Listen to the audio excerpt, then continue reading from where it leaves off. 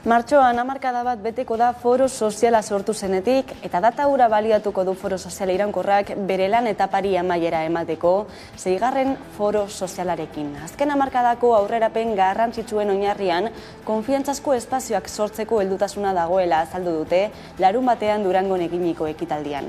Haien esanetan, eragile instituzional, politiko, sindikal eta sozialak euren erosotasun eremuetatik ateratzeko gai izan dira, gizarte kohesioa eta bizikidetza demokratikoa lehenetsita.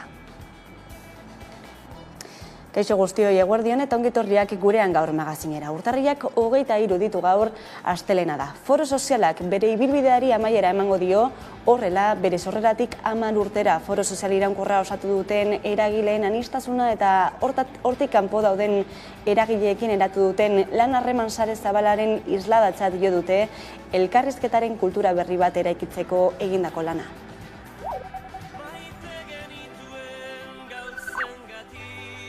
Gure ustez, merezi izan du. Prozesua bera emankorra izan da. Bizikidetza demokratikoa bezalako funtsezko eta lehentasunezko kontzeptu baten inguruan eztabaidatu eta sakondu izanagatik. Euskal Herriko gatazkaren ondorion konponbidea sustatzeko egundoko ekarpena suposatu zuena. Nik uste du momentu honetan badagoela talka bat Euskal Herrian eraikitzen ari den memoria eta Estatu Espainolean oraindik segitzen duten errelato edo kontakizunaren borrokaren aldeko edo bakarraren aldeko urratsa. Demokrazia horrek eskubide kolektiboak eta gure lurraldean dauden herrialde ikuskera anitzak errespetatu behar ditu. Gaur egun biktima guztiak, baita ere torturako biktimak eskubide dute egia, justizia eta reparaziorako. Hori horrela dena den eta bakea erekitzeko prozesua ez du amaitutzat eman foro sozial iraunkorrak eta oztopo berriei aurre egiteko beharra adierazi du. Horretarako, tresna berriak sortu beharko direla argudiatuta. Azken hamarkadan zehar lortutako ez eta oraindik ere egiteke gelditzen direnez luze hitz egingo dugu gaurko elkarrizketan Eneko Kaie foro sozialeko kidearekin 12:00 aurrera. Eta hain zuzen ere gatazkaren konponbidean aurrera pausoak eman den alor bat izan da Euskal Presoena. Etxerateketa zarek iragarki berri bat estreinatu dute, igande honetan Euskal Presoen etxeratzea aldarrikatzeko sortu den banderatxoa zabaltzeko asmoz. Ikur berria eta gogo berrituak salbuespen neurriei amaiera eman eta presoak etxera ekartzeko. Hamarkadetan urrunduta, sakabanatuta, labirintoan biraka eduki dituzte Euskal Presoak. Euskal Herriaren siluetari begira, geziak marraztu zirudikatu genuen bidea duela 30 urte. Eta sorterrira itzulera aldarrikatu dugu astez aste, egunez egun. Etxeko lehioetan ezarriz, kale eta plazetako elkarretaratzeetan ateraz, preso bat kaleratu den bakoitzean erakutsiz. Gure aldarrikapenaren ikur izan da banderola. Presoen eskubideen aldeko lanari bide emanez egin genuen. Hau da bere garaian sortutako ikurrura.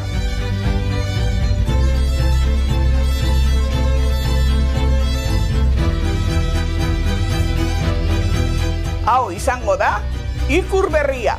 Hemendik aurrera Euskal Herriko balkoietan egon behar duna.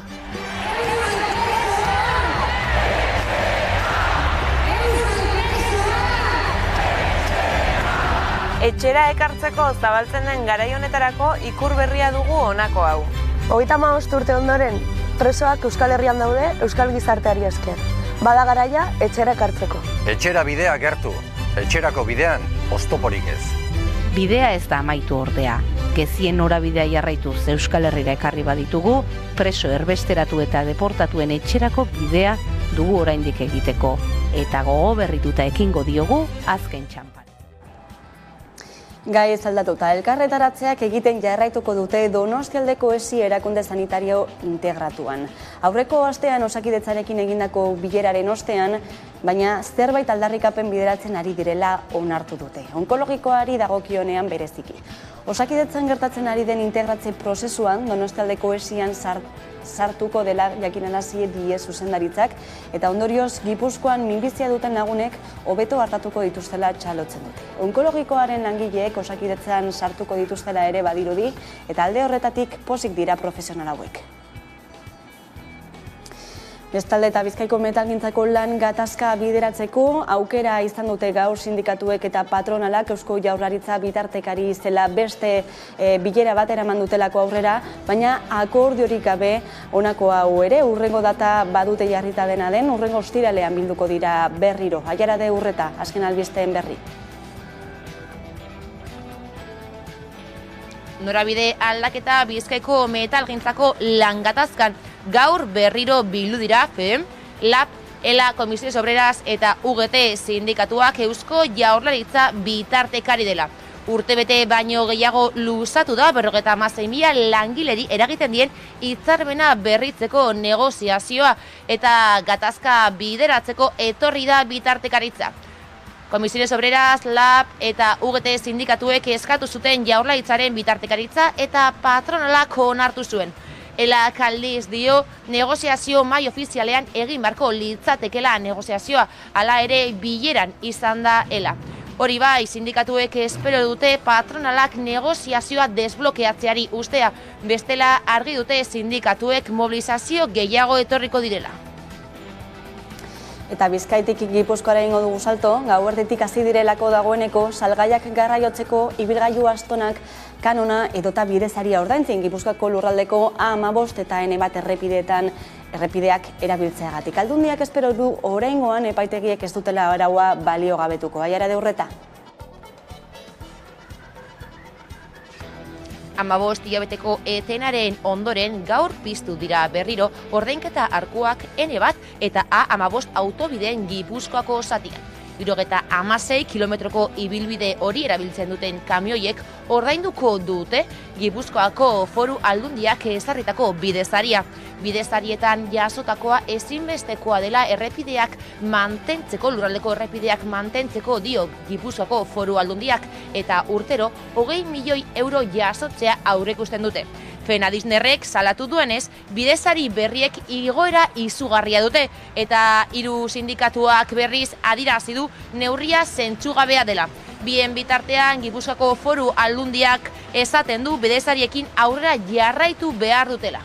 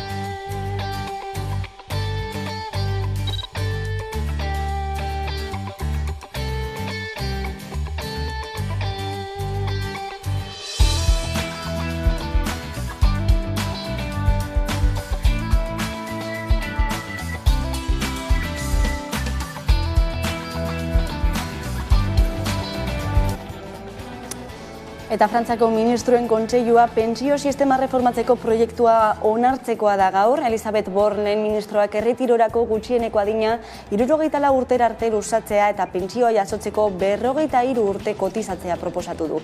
Neurri horiek errekada eragin dute, reakzio errekada aiara eta egunotan protesta jendetsuak izan dira. Frantziako ministroen kontseilua pentsio sistema erreformatzeko proiektua onartzekoa da gaur. Horren arabera, erretiroa gutxieneko adina 72 urtetik 74 urtera luzatu nahi du Elisabeth Borne lehen ministroa eta horrez gain besteak beste 43 urtez kotizatu beharko da erretiroa hartzeko. Neurri horiek erreakzio errekada sortu dute eta sindikatuek deituta ostegunean 2 milioi pertsona kalera atera ziren pentsio erreformaren kontra egiteko. Gurean Baionan 10.000 pertsonak manifestazioa egin zuten eta larumatean ere milaka izan dira kalera atera direnak.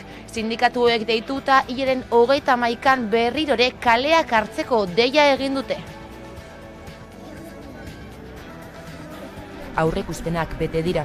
Manifestazio jendetsua eginte Baionan, pentsio erreforma injustua erretiratzea exigitzeko. Horrekin, denek gehiago lan egin beharko dugu gutxiago irabazteko, eta beranduago joaiteko erretretara orduan, bada, sege nagusi bat, zenta dirua bada, eta gerozta gehiago batzuentzat, eta hor mugizten dute jende sumentzat. Beharko dute 2 urte gehiago egin lan, eta ez gehiago irabazteko, 23 urte lan behar da egin, eta hori denak ezin onartuzkoa dira. Frantzia osoan 2 milioi lagun kalera atera dira Emmanuel Macron presidentaren gobernuak aurrera eraman nahi duen pentsioen erreformaren aurka egiteko CGT sindikatuak emandako datuen arabera. Poliziak berriz kopurua 1,12 milioira murriztu du. Lehen helburua lortu dute, orain manifestazioa iraunkorra izatea nahi dute, eta urtarrilaren 31an beste grebagun bat deitu dute sindikatuek. Banaketan oinarritutako pentsio sistema ez Zilo handirik, eta orduan etzen bat ere presarik. Eta sistema kinkalarian dela. Hori ere ez da errealitate bat. Badakigu ondoko egunak eta mobilizatuak egonen garera karrikan. Zeren egun bat ez da aski izanen erreforma hori gogokatzeko. Parisko kaleak bete zituzten ostegunean Elisabeth Bornele ministroak proposatutako erreformaren kontrako aldarriek. CGTren arabera 400.000 manifestari bildu ziren. Protesta oroar baketzoa izan zen, baina istilu batzuk egon ziren. Poliziak 18 lagun atxilotu zituen armazuriak eramategatik eta txikizioak egitegatik. Ezkerreko alderritako ordezkariek ere parte hartu zuten mobilizazioetan.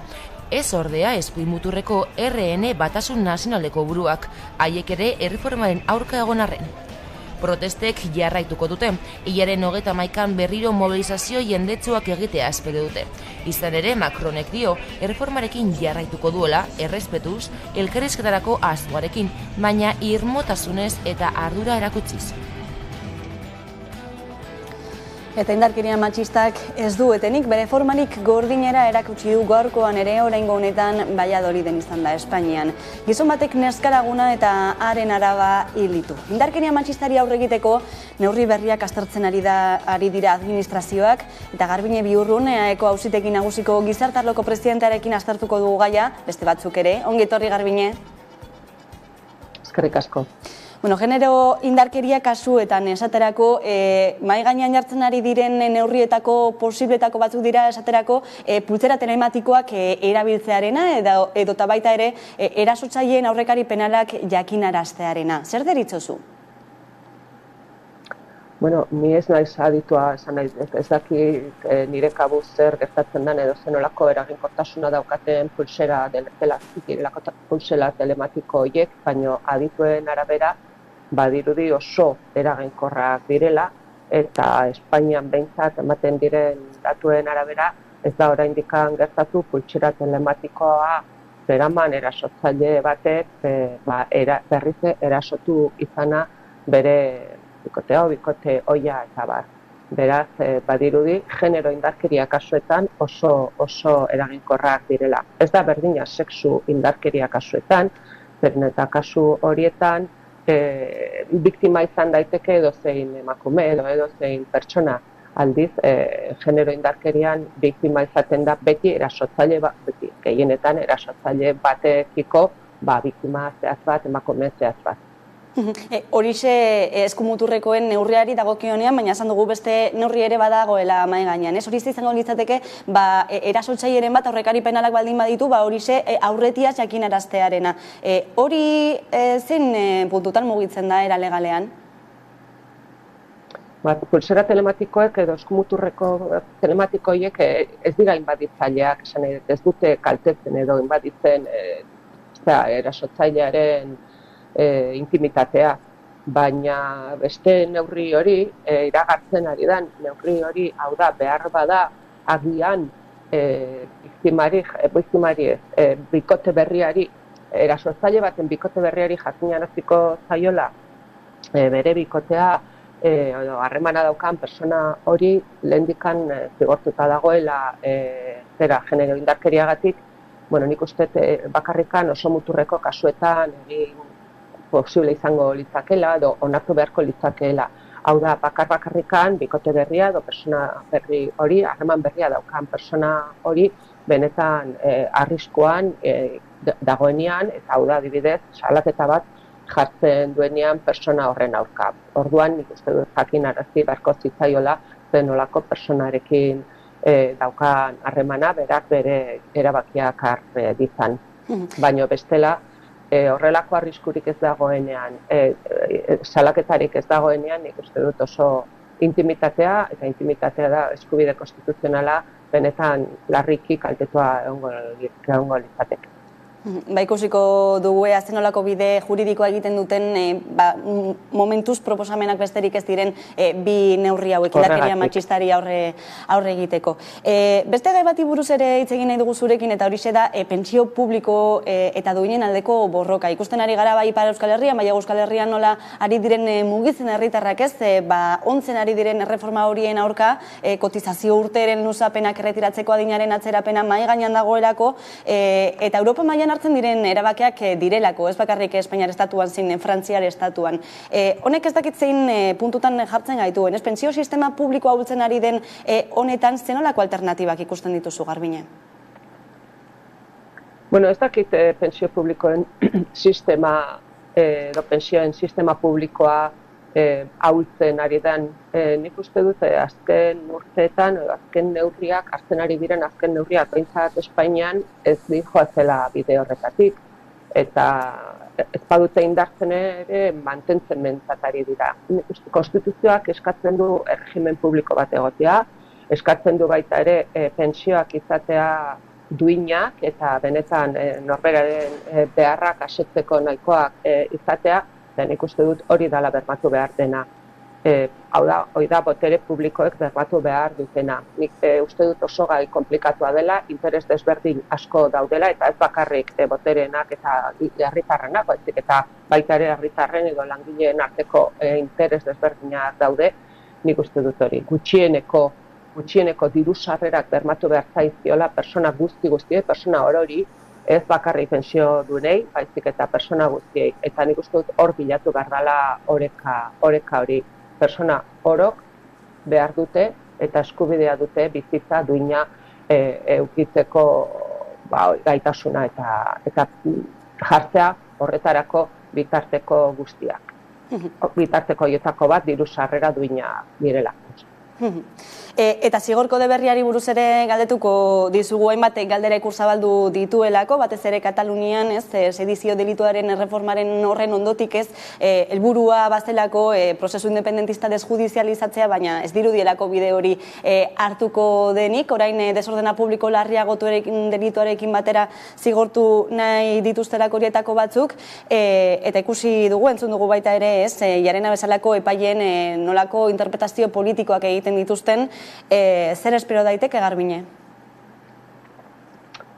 Bueno, nik uste dut aurrena pazientzia eduki behar dela, ezta? Horrelako aldaketa sakonak kode penal batean, zigor kode batean, behar dute hori denbora asentatzeko, irakurki eta desberdinak entzuteko eta interpretazioak egiteko.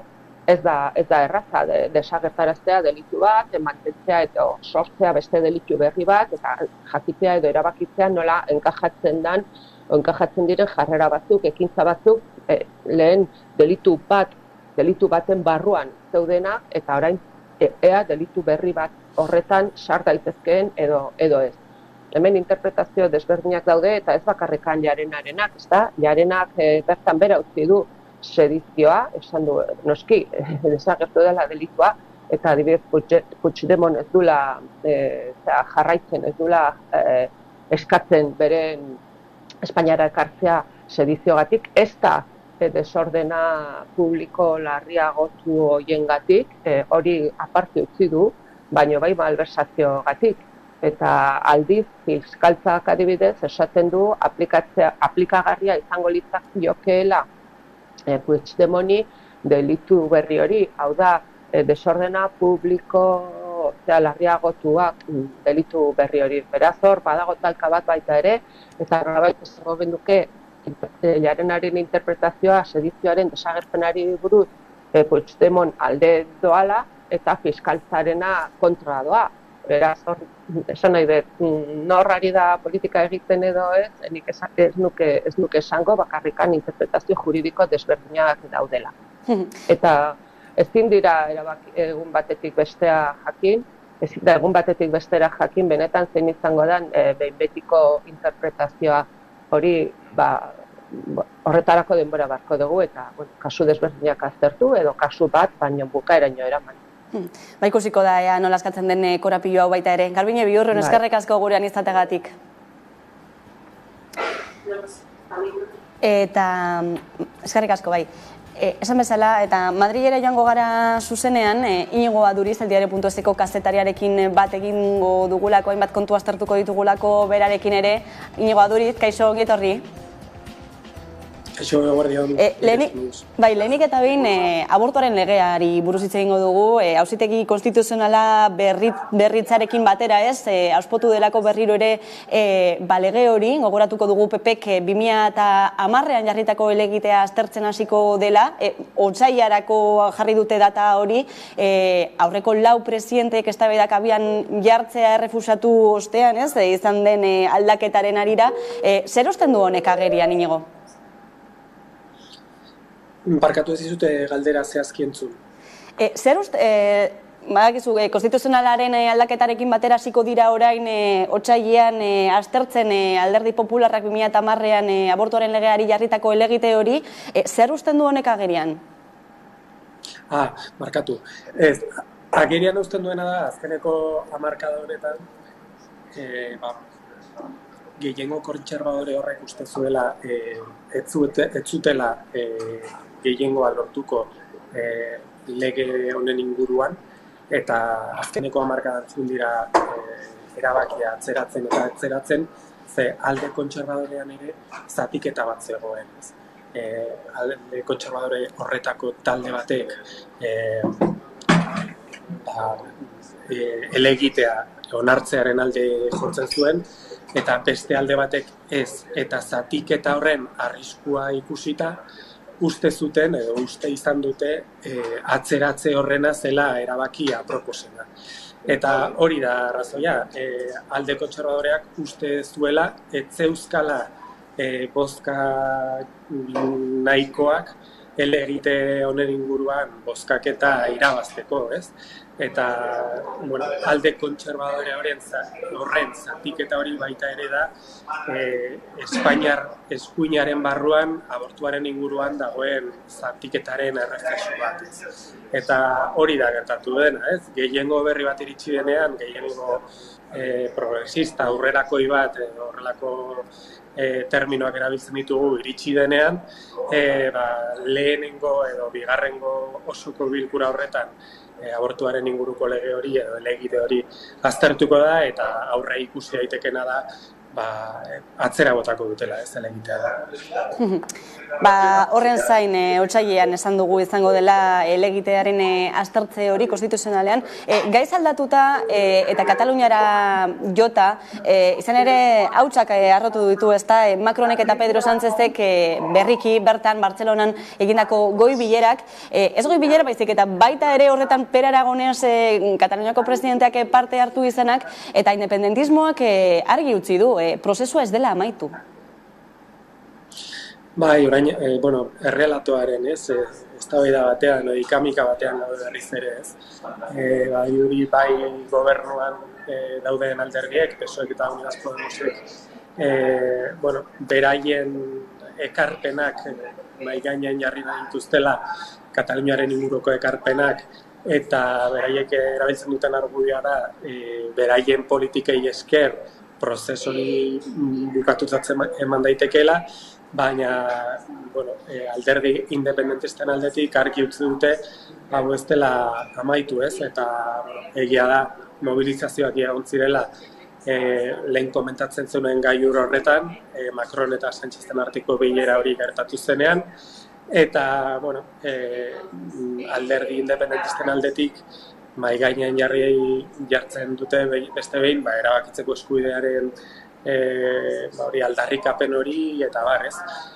Gauza da, hurrengo hilabeteetan, bai Generalitatearen eta gobernuaren arteko bilerak gertatzen direnean, ze aurrera pauso emango diren, ez? Hori da bai gobernuak eta baita Generalitateak daukaten erronka hori, erabakitzeko eskubide hori bermatzeko neurriak hartuko diren, edo ez, gobernuak aurrera pauso horiek emateko ausardia edo erakusten duen. Batez ere kontuan izan da Inigo, hauteskundak datozela eta hauteskunde zikloan murgilduta gaudela bete-betean. Ikusiko dugu, eskerrik asko gurean izatagatik, hurrengo arte. Eskerrik asko zuei, ondo segi. Eta Madrilek errefuxiatuak hartzeko zentro bat erakiko du Gasteizen. Gasteizko Udala eta Arabako Foru Aldundia proiektu honen aurka agertu dira. Salatzen dutenez, ez du EAEko errealitatea kontuan hartzen, ez da eredua ere. Beatriz Artolazabalek, Berdintasun, Justizia eta Gizarte Politiketako sailburuak, adierazi du gutun bat bidali dutela Espainiako gobernuari. PSek berriz gogor kritikatu ditu EAJaren adierazpenak. Eta bere aldetik Espainiako gobernuak adierazi du behin betiko egitasmoa izango dela. 10 urte zitzita egonda Arana klinika, baina azken egunotan atera den albistearen arabera, 2024an nazioarteko babeserako harrera zentroa izango da. Instalazioek 350 plaza izango dituzte eta 13.000 metro kuadroko azalera. Proiektuak zenbait erreakzio sortu ditu, gehienak zentroaren aurka. Gasteizko Udalak, Arabako Foru Aldundiak eta oposizioko taldeek gogor kritikatu dute proiektua. Oposizioko taldeek ez dute begi onez ikusi proiektua, ez da EAJ eta PSE alderdien jarrera ere. Are gehiago, PSE proiektuaren sustatzailea denean, eta EAJak onartu duenean hilabeteak zeramatzatela gobernuaren asmoaren berri izan da. Makrozentro hauek ez dute balio, ez diote mesederik egiten behar bezalako hartatzeari errefuxiatuei eta laguntza eske datozen pertsonei. EAJak berriz proiektua birbideratzeko eskatu dio Espainiako gobernuari. Baina 1000 plaza horrek etxe bizitzetan eta errekurtso txikietan dagoz. Eta gehiago behar diez. Horretan danok gauza adoz. Ez gauzen adoz da ereduagaz. Eta inoiz ez era formalean, ez era informalean, ez dugu jaso informazioa esaten asmoa zala 350 plaza planteatzea errekurtso baten. Gauza, korrela eneko Anduezak PSEen idazkari nagusiak salatu duenez lehendakariak eta Artolazabal sailburuak aspalditik ezagutzen zuten proiektua eta kritikatu ditu egin dituzten adierazpenak. Hablaba de guetización, incluso del riesgo que hay de provocar conflicto social con esta cuestión. Díganme ustedes si eso no es hacer un discurso xenófobo o un discurso, como ella misma diría, un discurso peligroso. Bere aldetik, Amapola Blasco nazioarteko babeserako harrera sistemako Espainiako gobernuko zuzendariak Radio Euskadin iragarri duenez, egitasmoa behin betikoa da eta ez dute atzera egingo. Eta gai aldatuta bertan bera utzi dute Patagonian desagertutako 2 alpinisten erreskatea. Desagertuta ez, arrail batean lurperatuta daudela bilmendizaleak hori zeda esan dutena Eltxatengo sorospen batzordearen kideak. Bilaketa lanak egitea arriskutsuegia litzatekeela azaldu dute.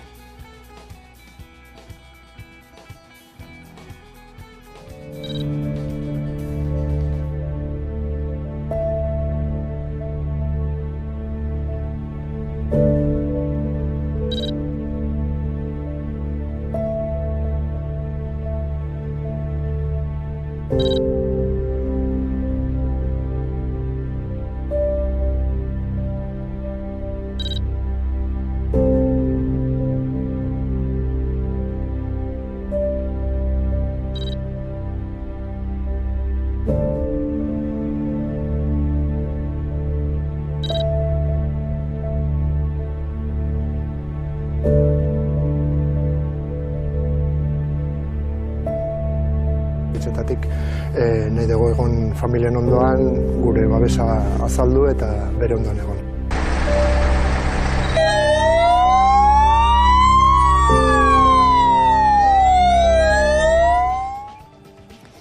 Eta 100 urte beteko dira Eduardo Txillida Donostian jaio zela. 2002an zendu zen Donostian bertan. Mendeurrena kariaz, Eduardo Txillida, Pilar Betzgune Fundazioak hainbat ekitaldi prestatu dituzte.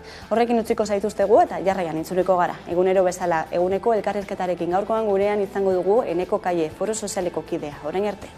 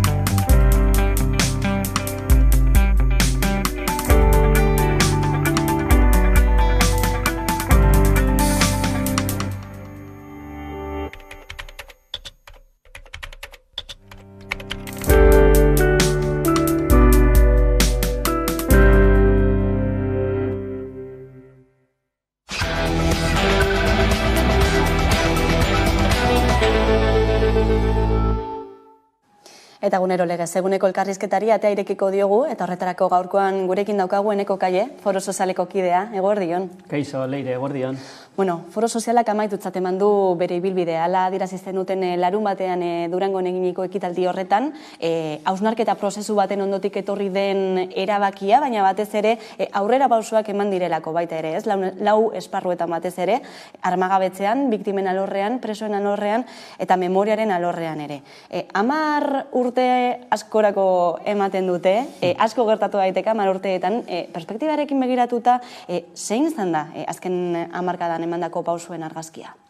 Bueno, nik uste dut eta hori bebai Foro Sozialak aipatu izan du, aurrera pausurik garrantzitsuen izan da etaren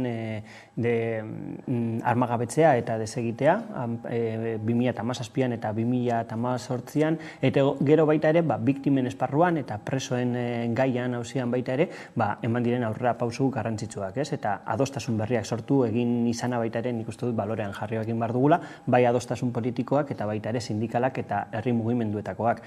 Hori da, urtarriaren 21ean zapatuan jakitera eman genuen Durangoko ekitaldi horretan, baina nik uste dut garrantzitsua dela aipatzea baita ere ekitaldia baino lehenago gizarte zibilarekin topaketa bat antolatu egin genuela, eta topaketa horretara eragile sozial asko etorri egin zirela, euskalgintzakoak, kulturakoak, elkarte memorialistikoak, eta bar, eta hori balorean jarri behar dugu baita ere, azkenan ibilbide hau kolektiboa izan delako.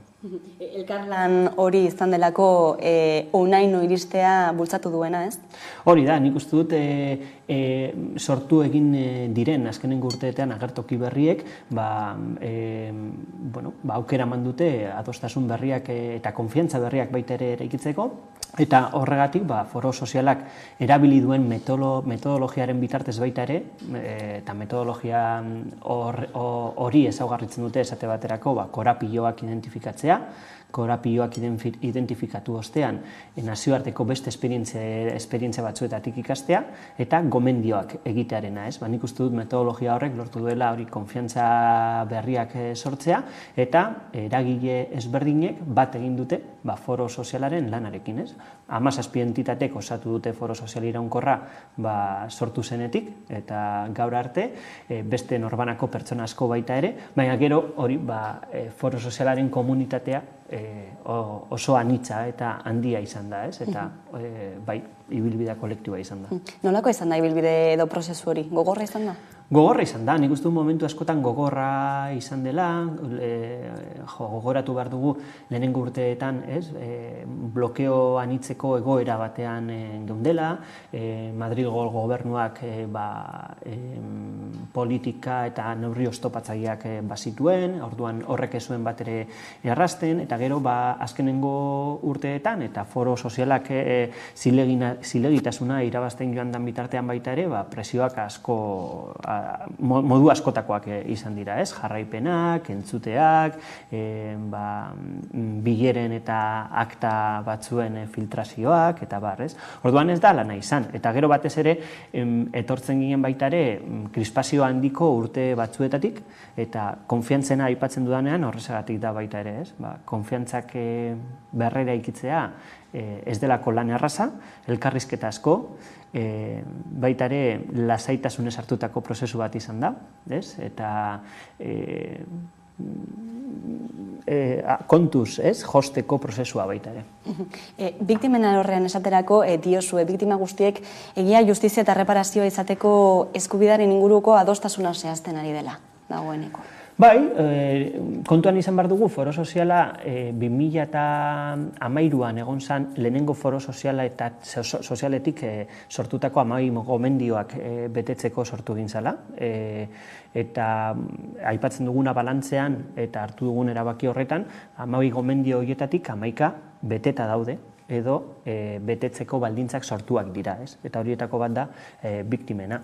Biktimen kasuan, balorean jarri nahi dugu, eta baita ere gainontzeko ardatzetan, foro sozialak asmatu dituen baita ere tresnak eta metodologiak eta ekimenak, biktimen kasuan entzunaz bizikidetza eraiki, ekimena martxan jarri izan genuen, eta ekimen horretan 23 topaketa egin dira, biktima ezberdinen arteko elkarrizketa, empatia, entzutea, eta bar sustatzeko. 59 bat biktima parte hartu du izan dute ekimen horretan, eta bai, nik uste dut hori betetzeko bidean dagoela, eta gero baita ere egia da estatuko biktimek sufritzen duten diskriminazioa oraindik gainditzeko bidea geratzen dela.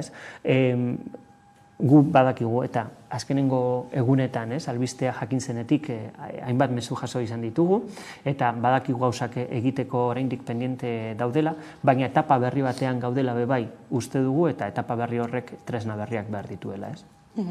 Aipatu dituzu, ezta, ustekabean topo elkarrizketa prozesu horiek, dinamika horiek, biktima desberdinen artekoak, aurrera eraman dituzuenak, mugarri bat izan dira horiek?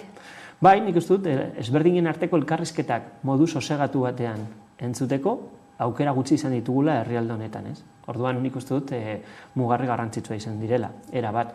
Eta ekimen horiek lagundu dute baita ere bizikidetza demokratiko bat eraikitzen. Hainbat topaketa antolatu izan dira, ez? Biktimen topaketetaz gain, ustekabean topo topaketak, eta hor baita ere foro sozialak martxan jarri zuen sufrimenduaren kartografia integrala, gero 2021 batean martxan jarri genuen baita ere prozesu bat bizikidetza demokratikoa eraikitzeko konpromiso sozialarena, eta prozesu horretan hainbat gizarte eragile parte hartu zuten, mahai inguru publikoak egin izan ditugu, eta baita ere azpimarragarria da ikusi ez diren gauza asko gertatu izan direla baita ere bidean, ez? Sukalde lan asko egon dela, bai? Harreman berriak sortzen, harremanak sortutako harreman horiek zaintzen, eta adostasun horiek zaintzen, eta bar. Eta zentzu horretan, balorean jarri baita ere, azkenengo 2 urteetan, bai Euskal Autonomia Erkidegoan eta baita ere Nafarroan martxan jarritako 2 prozesu diskreto, pribatuak izan direnak, baina baita hori ideologia ezberdinetako eta bizipen ezberdinetako pertsonak parte hartu izan dute prozesu horietan, ez? Baina eta berriro errepikatu duzuen izan da, memoria inklusibo hori sortzearen behar hori, ez? Eta horretarako esaterako adibide bat izan dira dinamika hauek dena den, prozesu gogorrak izan dira biktimentzako, beraientzako, ez? Gatazkaren ondorioak lehen pertsonan bizi izan dutenentzako, zenolako irakaspenak edo mezuak bidali dituzte zure ustez gizartera? Jo, nik uste dut, mesurik garrantzitsuena izan dela, gure artean hitz egin ahal baldin badugu, segatik politikarien artean, ezin da. Eta segatik oraindik ere, politika gintzan krispazio egoera batean gauden, ez? Eta nik uste dut hori izan dela, irakaspen garrantzitsuena. Gero bestetik, tresnak behar direla baita ere, eta neurriak behar direla, publikoak, gure erakunde publikoetakoak, biktima askoren mina sendatzeko. Eta nik uste dut hori kontuan izan behar dugula. Horrezagatik da horren garrantzitsua egia, baina baita ere erreparazioa ez. Eta sanazioan nik uste dut hor bide luzea daukagula oraindik egiteko, ez? Eta gero, beste mezu bat izan da, biktima ezberdinak mahai batean eseri direnean, beraien artean sortzen den empatia, ez? Sufrimenduetan jende asko elkar topatu egingo dau. Eta nik uste dut hori balorean jarri dugula baita ere ekimen hauekin, eta eskerrak eman biktima guztiei ekimen hauetan parte hartzagatik, eta gurekin bat egiteagatik baita ere. Lehen eta bigarren mailako biktimak ez egotearena, memoria kritiko hori inklusiboa izatea, guztiak bertan egotea, desmemorian ez jaustea, hori ezik izan dira helburuetako batzuk, baina badirudi ez, behin eta berriro bueltatzen dela beti errelatoaren bataila hori, batez ere Espainiatik, ez? Sentsazio hori izan duzue? Bai, eta momentu askotan gertatu izan da, ez? Horrezagatik baita ere, nik uste dut Durangon aipatu izan genuela, ez? Aurrera pausu bi eta bat atzera, ibi garera momentu oro, ez? Ardatz batean aurrera pausuak ematen zirenean, beste batzuetan atzera egiten genuen, hori, krispazio egoera horretara bueltatzen zirelako hainbat. Orduan, egia da, memoria inklusioa izan behar dela, foro sozialak abenduaren 17an 10 gomendio aurkeztu zituen Donostian, Miramar Jauregian memoria inklusibo hori eraikitzeko asmoarekin, eta nik uste dut adostasun batzuk badaudela. Hau da, errelato bakarraren ideia agortuta dagoela, errelatoak eta kontakizunak inklusiboak izan behar direla, errelato eta kontakizun guztiak kontatu beharra eta entzun beharra dagoela, eta kontakizun eta errelata horiek baita ere iraganaren autokritika edo begirada kritiko bat izan behar dutela. Orduan, nik uste dut irizpide edo zentzu horretan adostasun horiek badaudela, eta gero baita ere memoria inklusiboa eraikitzeko aldeko testuinguru batean gaudela, eta hor begiradak dokumentua, Eusko Jaurlaritzak egindako begirada dokumentuak balorean jarri izan du foro sozialak. Errelatoren batailaren edo kontakizun bakarraren ideiaren desegite horretan, badira adibide garbiak ez esaterako bertsio ofizialak ofizialki desuestatzen ari direla pixkanaka, edo eta torturak ere ofizialki aitortuak izan direla, dena den oraindik ere hortxe dago sekretu ofizialen legea, ez? Hor dago sekretu ofizialen legea eta foro sozialak baita ere hainbatetan, errepikatu dugu sekretu ofizialen lege hori aldatu egin behar dela, ez? Eta nik uste dut pixkanaka aurrera pausak eman direla baita ere erakunde publikoetan, ez? Aipatu izan dut, egia da krispazio egoera batzuetan edo batzuk bizi izan ditugula urte hauetan zehar, baina azkenengo 2 urteetan, 3 urteetan baita ere biktimen alorrean, presoen egoerare dagokionez, nik uste dut aurrera pausuak handiak direla, ez? Presoen gehiengoak Euskal Herriko kartzeletan daudeia da, egia da bidean zailtasun berriak agertu izan direla, audientzia nazionalean, graduen progresioan, eta hor badaude baita ere burutu beharreko etzerako lan batzuk, baina biktimen alorrean esaterako hori erakunde publikoak aipatuta, Eusko Jaurlaritzaren legea, 12/2016 legea, edo Nafar gobernuko 19/2019 legeak, nik uste dut aurrera pausu handiak direla baita ere estatu biktimen erreparaziorako, eta aitortzarako. Orduan, nik uste dut hor, baldintzak sortuak daudela aurrera egiteko. Larun batean ere aipatzen zenuen, agian lotxati samarrak izan garela memoria inklusibo hori sortzerako edo bultzatzerako orduan, adostasunik zergaitian, gertakarien zergaitiak adostasunik ez dela egongo hortik abiatuta, zenolako pausoak eman beharko lirateke politika gintzan zure ustez? Nik uste dut nik foro sozialaren mezuarekin bat egiten dut, etapa berri bat, tresna berriak behar dituela. Politika gintzan nik ez dakit, azkenean foro soziala dinamika sozial baten moduan sortu zen, eta hori izan da azkenengo 7 urteetan, eta foro sozialak egusten duen mesua da, jendarteak aktibatzen jarraitu egin behar duela, bai politika gintzan, eta erakunde publikoan, eta baita ere arlo judizialean, sortu behar diren aldaketa guzti horiek, eta eraldaketarako nik uste dut jendarteak badaukala sormena, batez ere Euskal Herrian, aurrera pauso horiek emateko, eta horri egiten diogu referentzia, tresna berriei edo tresna berriak aipatzen ditugunean, herri eragileak direla hori bideratuko dutenak. Eta horretan baita ere, nik uste du balorean jarrian nahi dudala leire, foro sozialak lagundu duela baita ere foro sozialaren kide izan diren entitateetan ahalduntze prozesu batean. Nire entitatea esate baterako, ni garapenerako gobernuz kanpoko erakunde batean egiten dut lan, ez geneukan Euskal Herrian bakegintzaren beharra gure agendetan txertatuta, eta orain badaukagu.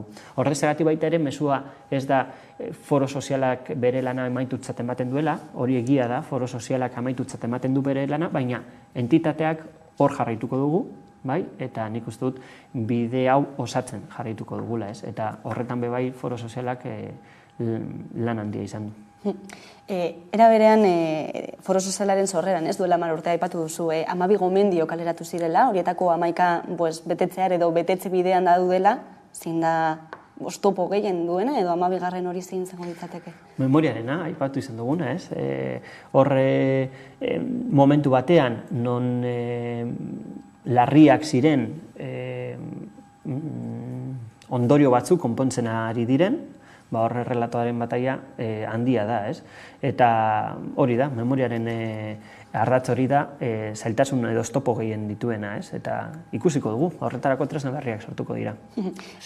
Munduan dauden beste bake prozesuekin alderatuta, suposatzen dugu bide honetan ere bide lagun izan dituzuela, eta adibide, eta protagonista ere izan direla era batean edo bestean, desberdina izaten ari da Euskal Herriko bake prozesua? Bai, era bat, eta nik uste dut armagabetze zibila, hor bake bideako elkarteko Anaiz Funosak, sortu zuen hitz hori, edo kontzeptu hori, armagabetze zibila. Nik uste dut armagabetzaren ostean argi geratu zala, prozesu hau berezia izango zala, aztertzeko moduko prozesu bat, eta hori ere foro sozialetik jakin izan dugu, herrialde ezberdinetan, bakegintzan diharduten hainbat erakundek gure prozesua ikertu eta ikertzen eta modu berezi batean jarraitu egin dutela, eta herrigintzatik sortu den prozesu bat prozesu bat izan delako baita ere, eta beste bake prozesu batzuetan jendartearen parte hartzea aldarrikatzen denean, jendartea hemen izan da Euskal Herrian prozesuan aurrera egin duena, eta korapilo horiek askatzeko metodologiak, tresnak, ekimen ezberdinak asmatu izan dituena, eta nik uste dut hori balorean jarri behar dugula baita ere, eta horrezatik berezia izan da. Eta markada batean, lortu diren aurrera pauso guzti horiek lortzea, espero zen duten hasiera batean puntu honetara heltzea? Bueno, ez dakit, espero genuen ala puntu honetara iristea.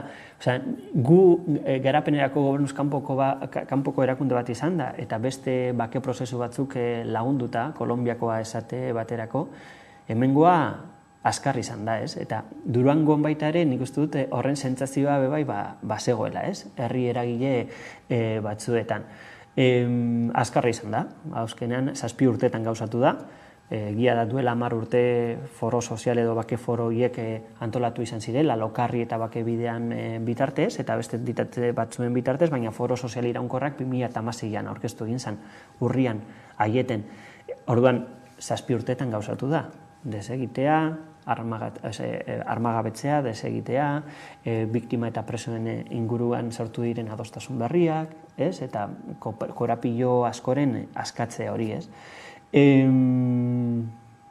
ez dakit, espero genuen ala, ez? Baina nik uste dut gauza asko gure alde jarri izan direla baita ere bidean, ez? Naiz eta oztopoak egon, hori, Madrilen gobernu aldaketa, ez? Eta azkenengo urteetan gobernu progresista bat izateak baita ere lagundu egin du, Frantzian sortutako adostasunak baita ere iparralden lagundu egin dute, bidai lagun izan dira prozesu honetan, eta gero foro sozialarekin bat egin duten entitate eta foro sozialaren komunitatea osatu duten hainbat eragilek lagundu dutela. Eta nik uste dut horren emaitza izan dela, baita ere, eta aipatu beharrekoa da, iraian Katalunian foro sozialak eta jendarteko beste eragile askok sari bat, aitortza bat, jaso izana IZIP bakearen saria Euskal Herrian bakegintzan eta bizikidetzaren alde egindako lanagatik.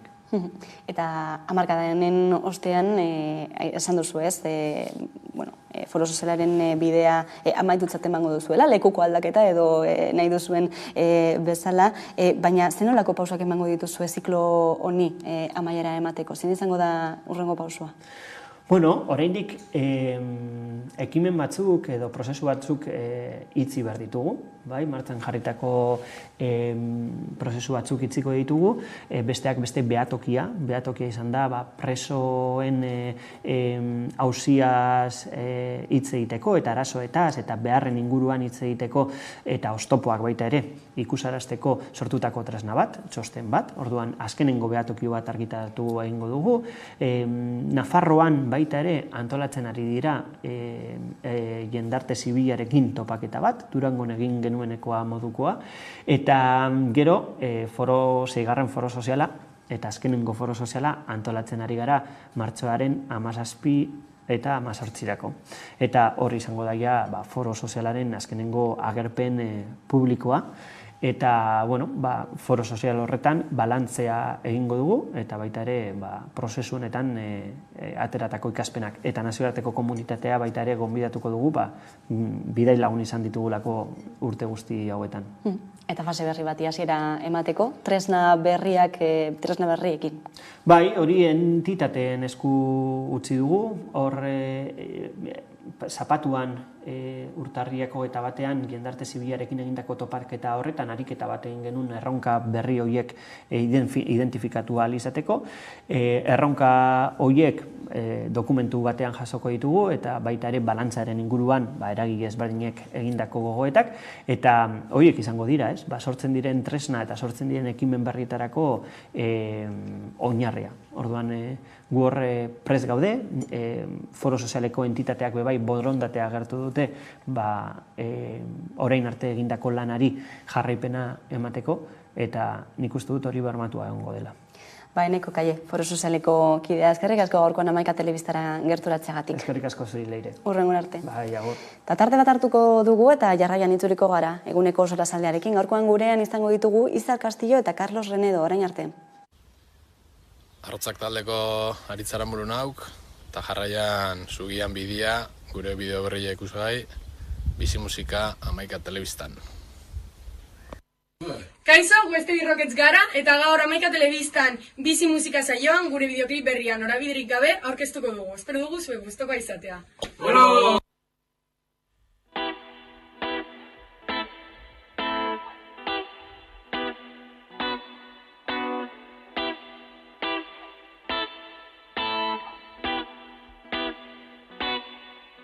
Norabiderik gabe, zoriontasunaren bilaketa honetan. Hala ere zailago daukate, errepresiotik datorren biztanleria. Norabiderik gabe, zoriontasunaren bilaketa honetan.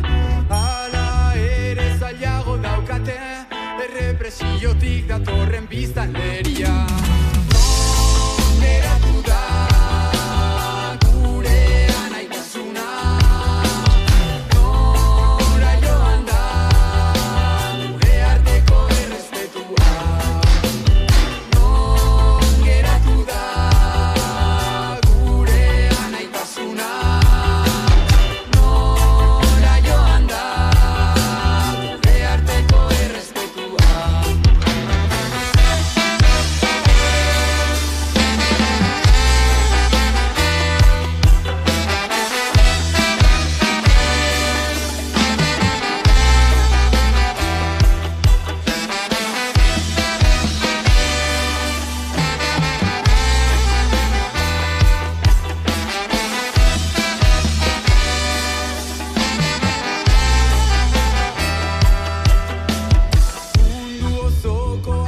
indarkeria, gure gizartearen lotsaiturria.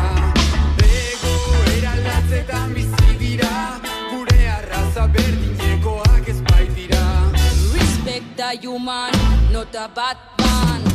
Love unity for each and everyone. Many people hate kill me, no understand. I'm fighting like a warrior, fit them fire ban. Three brothers and sisters, smash up the empire. Everything grease, and so take your time. Come on, see us playing this Jamaican style. The steady rockets come and left the Babylon. Geratu da gure anaitasuna. Nora joan da gure arteko errespetua. Geratu da gure anaitasuna. Nora joan da gure arteko errespetua.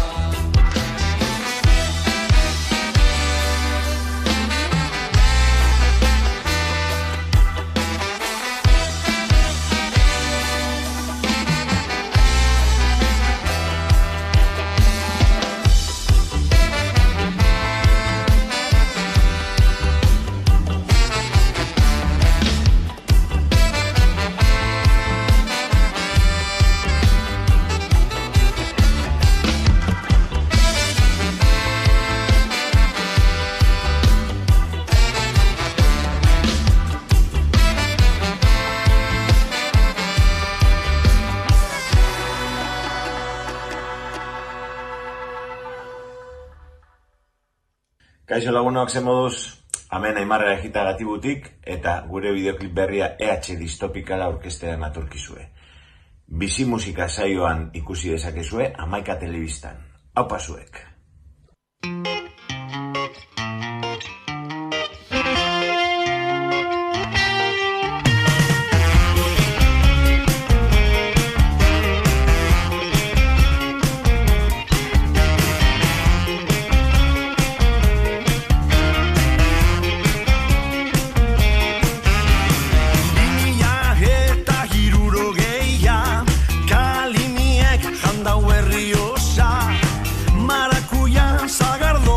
Astigarraganda, palmera kontxa erdizen.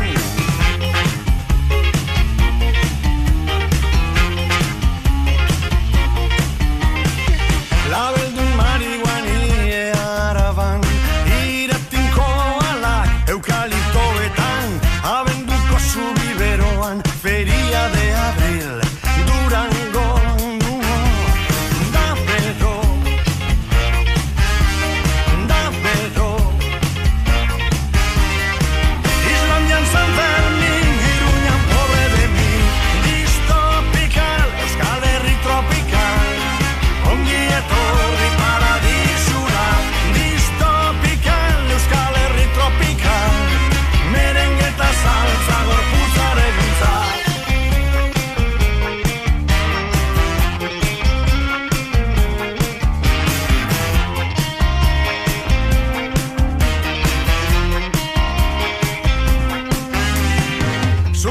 Koñatiko plazan, Maria Gora, Maria Bera, Espainiako basamortuen, erean dauz gameluek, da bedo,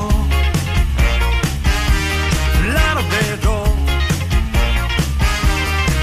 Untzera dun resortak urdai baien, distopikal, Euskal Herri tropikal, ongi etorri paradisura, distopikal, Euskal Herri tropikal, meren eta salsa gorpuzaren gintza.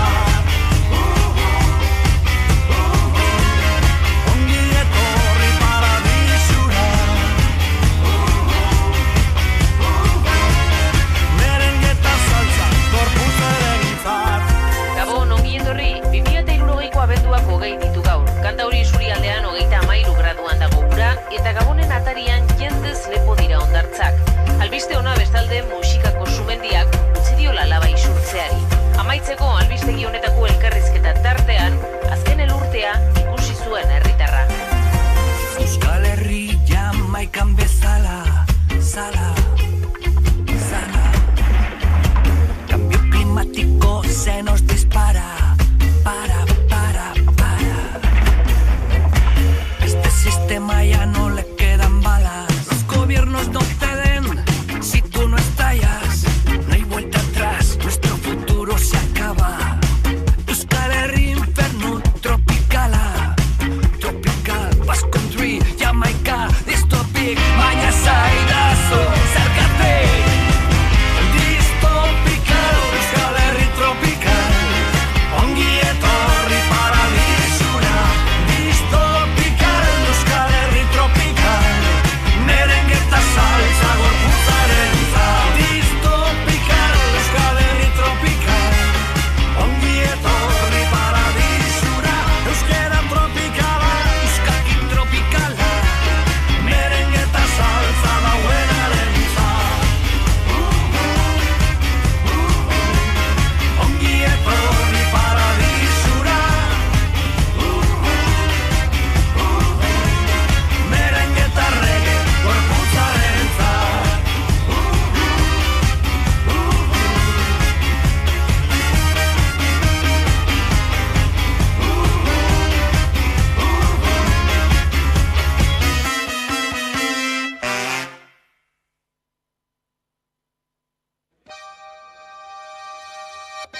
Gabonen ostean eta urtarrilaren bigarren astetik aurrera zabalik dago Arabako sagardotegien denboraldia. 2023an Arabako 3 sagardotegi nagusiek, hau da, Aramaioko Iturrieta sagardotegiak, Azkartzako Trebinu sagardotegiak eta Kuartango sagardotegiak 60.000 litro sagardo eta zagarzuku inguru ekoitzi dituzte. Zagarra iraietik urrira bitartean bildu ohi da, baina aurten lehortearen eraginez bilketa aurreratu behar izan dute. Aurrek urtean baino 95.000 litro gutxiago bildu dituzte. Hala ere, zagardogile arabarrek nabarmendu dute aurtengo zagarren kalitatea. Aurten beroaldia dela eta lehortea dela eta egon dira agian zagar gutxiago eta agian tamainoa ere murritzagoa izan da, baina kalitate aldetik gorputz handiko zagardoa irten da eta tanino gehiagokin eta oso gozoa. Graduazioa ere apurtxo bat altuagoa da, eta baina dateko erreza da, gozoa dagoelako, eta nire aita hasi zen zagarrondoak landatzen duela ja igual 30 urte edo, eta pizkanaka, gero eta gehiago landatzen joan zen, eta zagar gehiago biltzen joan gara, eta orduan iritsi zen momentu bat, duela 15 urte, erabaki zutela zagardotegia aurrera eramatea eta egitea. Ditugu 3.000 zagarrondo inguru finka ezberdinetan, eta horrekin egiten dugu zagardo guztia. Azkenean gu zagardotegi txiki bat gara eta ez dugu ere litro gehiegi egin behar. Guretzat azkenean zagardotegi txiki bat gara eta horrela eta txotxak ematen du aukera pizka bat ere zabaltzeko zagardotegiko mezua eta zagardotegiko kultura, eta hori guretzako oso garrantzitsua da ere jendea gure etxera etortzea, disfrutatzera, jatordu gozo bat hartzera eta nola ez, zagardoa probatzera. Gogo askorekin lan egiteko eta hori, zagardoa egin dugun lan guztia jendeari dastatzen ematera gogo askorekin, hori da. Eta hori ikusiko da, gero jendeak ea nola reakzionatzen duen, baina ondo nik dut. Gauzak horrela neurri murriztailerik gabeko lehenengo denboraldia izango da. 2020an martxoan gelditu zen pandemiagatik, 2021an soilik eguerdian irekitzeko baimena zuten zagardotegiek, eta hainbat neurri bete behar zituzten. Eta 2022an denboraldia erabat baldintzatuta zegoen.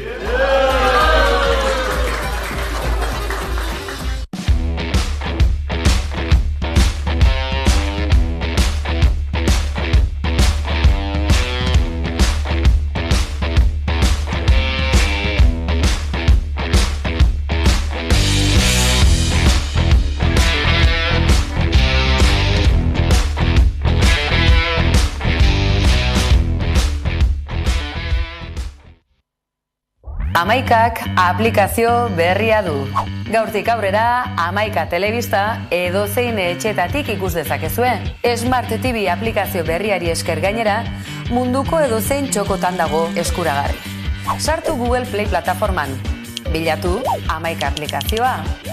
Aukeratu Amaika. Instalatu eta gozatu edukiez nahi edan.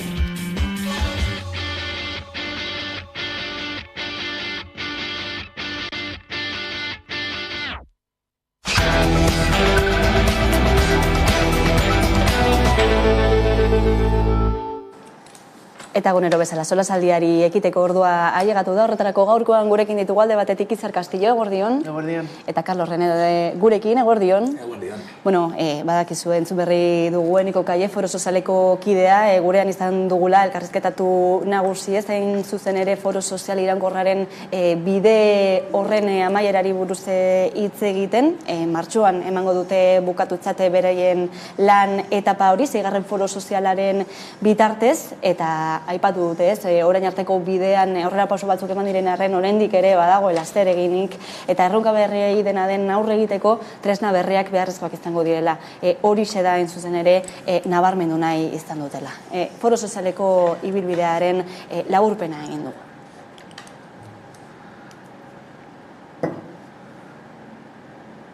Ez dakit daukagun pieza hori, bestela jarraituko dugu.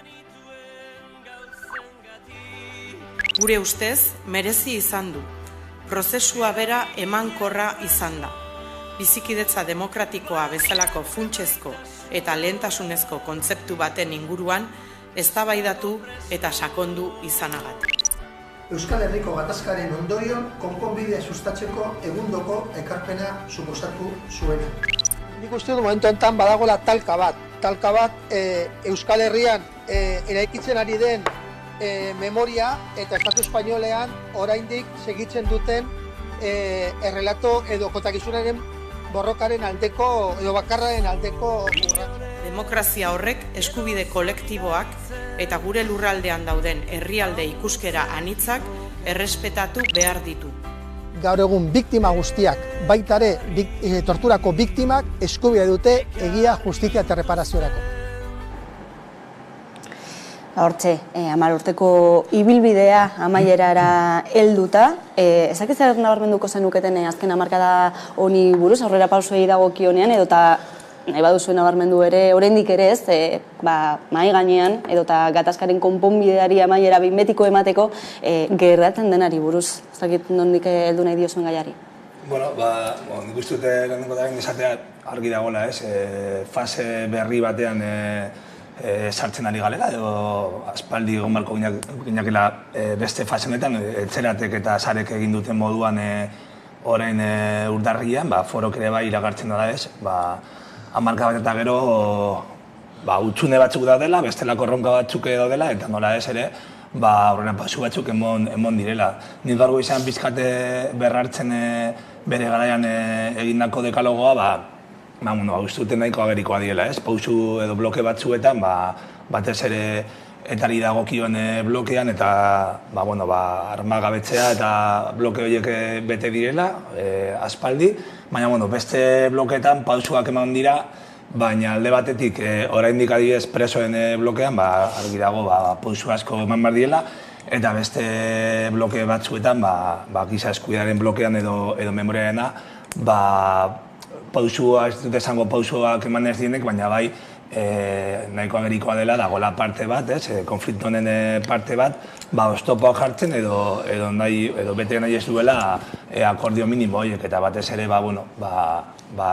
biktima guztiei dagokion aitortza eta reparazioa oraindik esan dezakegu kaletik egin behar dela lan hori, eta eman diren pausuak asko etorri direla, torturatuen kasuan, kaletik eta erakundeek ez dute nahi, ez dute hartu bere gain dagoen ardura, eta memoriarekin batzuk daudela egiten gomendion kontrako pausuak.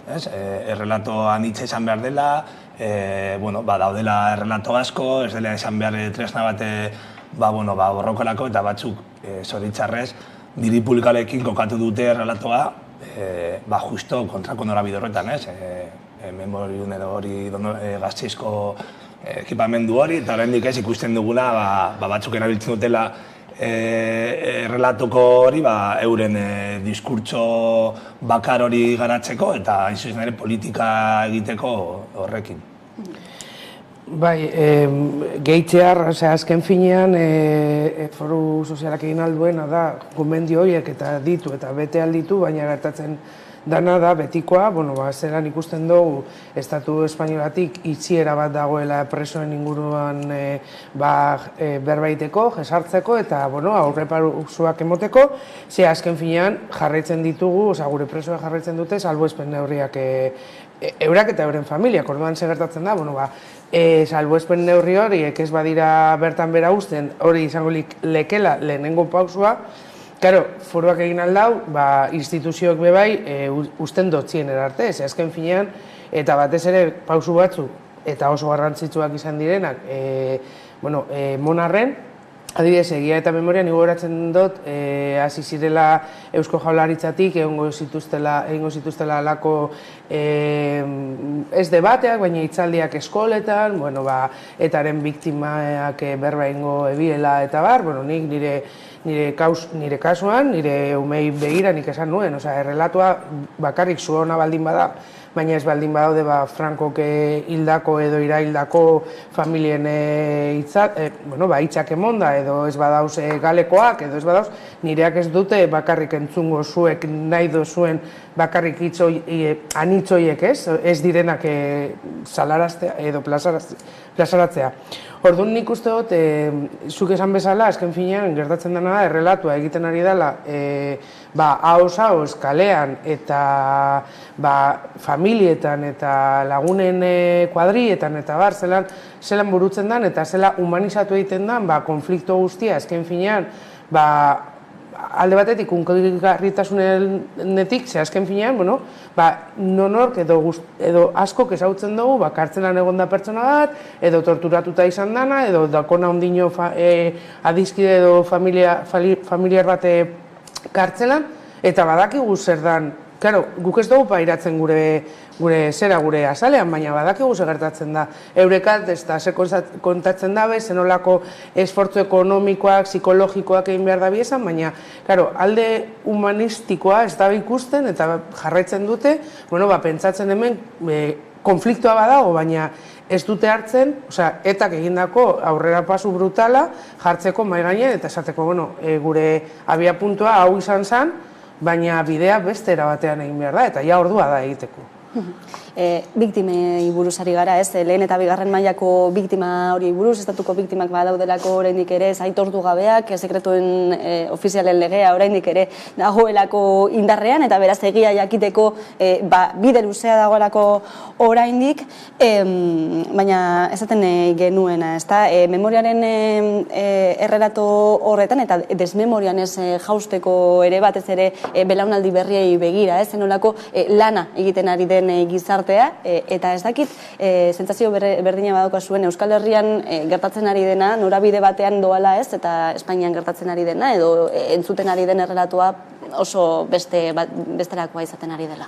Era bat, nik zute Estatu Espainiaren gabeziren bat dela, erutzen zaite beti salduela heldutasun falta bat, konflikto politikoekin orokorrean, bizi izan du goren dela gutxi, horren dela urte batzuk ere bai, Kataluniako kasuarekin, bi jendarte erabat ezberdinak, batzuk kokatuta parametro batzuetan, eta beste batzuk, niretzako harrigarria ez egota gaitasun bat, heltzeko arazo politiko bati, eta hitz egiteko modu normal batean, eta Euskal Herriko kasuan, erabat larriagoa. Nik uste dute argi ikusten dela, hemen jendarteak jokatu dela paper bat, eta adierazi duela borondate bat aurrera egiteko, uste dute jada daudela ere bai, kalean ere bai, diskurtso batzuk edo jendeak ere onartzen duela, egon den konfliktoa, erpina asko izan dituela, eta hor ardura asko daudela,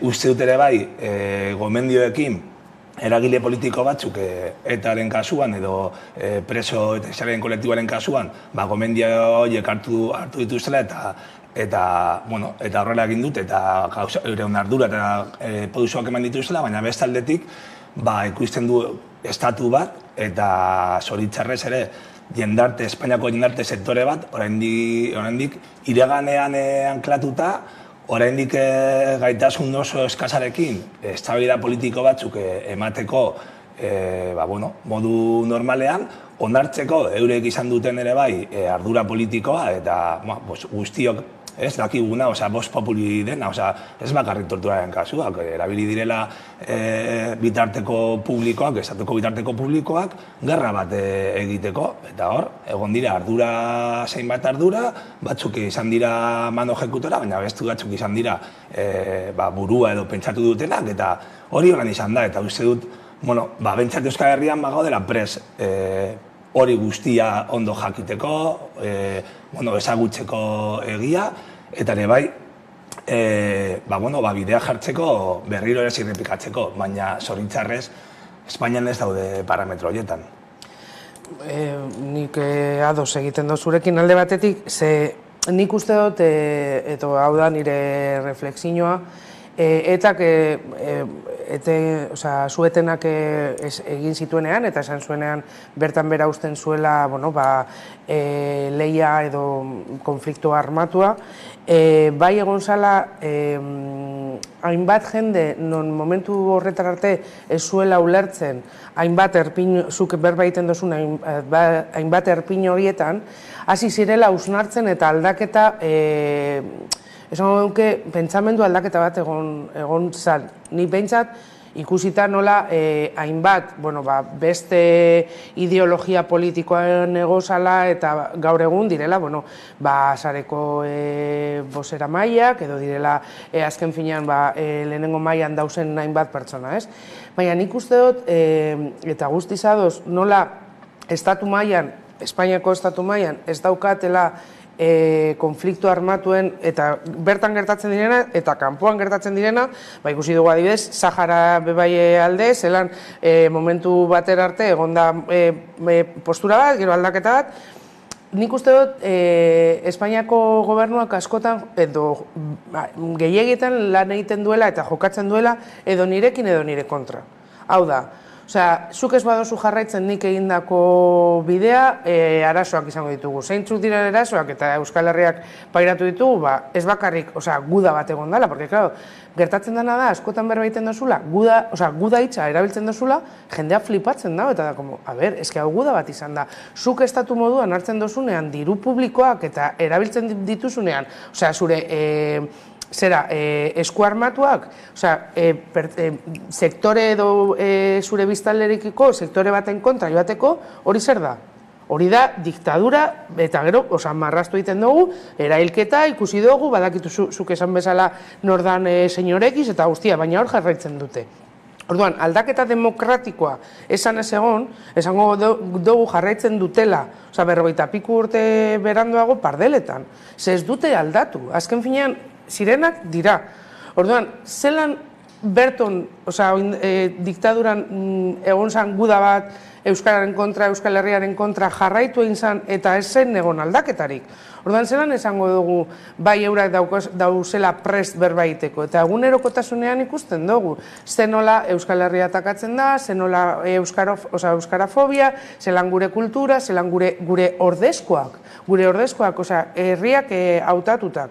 Beti, zapalketaren menpe, beti azken finean, zuek zarie eta beti da errekurrentzia, ez? Hiltzaileak zariela eta jarraitzen dute. Eta horrek, bebai, elikatzen dauze botoak ematen ditu. Porque jarraitzen dugu entzuten hemen los de las. Orduan da como, mesedes eta favores, egingo ditu oina 11 urte. Ja, nahiko da, guazen pizkanaka gauzak aldatuten, baina nik uste dut, bai hemen, gizarte mailan, karo, bizikerak, eta bizipenak ezberdinak izan dira, baina Espainiako hainbat abia puntutan eta edabideen bitartez, entzuten dana, entzuten dana. Orduan, bebai ez dago kritika, maila nagusia, nire ustez. Interesik ez badago ez lanketa hori aurrera emateko eta indarrean dauden diskurtsoak edo errelato horiek deusestatzeko bidea luzeagoa izango da. Eta, horrela pausoi buruz hitz egiten ari garela, aipatu dugu baita ere preso nagusian eman direla, pauso batzuk, behintzat orain euskal presoen gehiengoa Euskal Herriko espetxetan dagoelako, baina oraindik ere salbuespen espetxe politika indarrean dago, hori ezin ahaztu. Eta honekin batera fase berri bat irudikatzeko urtarrilean egindako manifestazioarekin batera, etxerateke eta sarek aurkeztu zuten ikur berria, bandera berri hori, eta orain atzokoan iragarki berri bat estreinatu dute hori auspotzeko.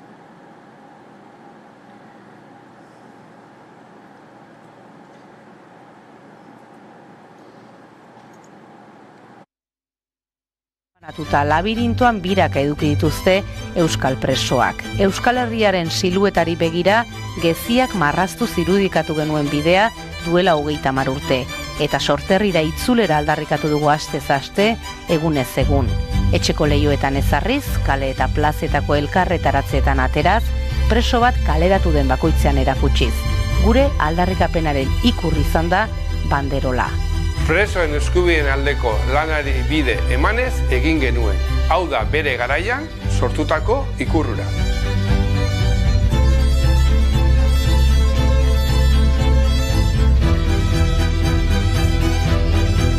Hau izango da ikur berria. Hemendik aurrera Euskal Herriko balkoietan egon behar duna.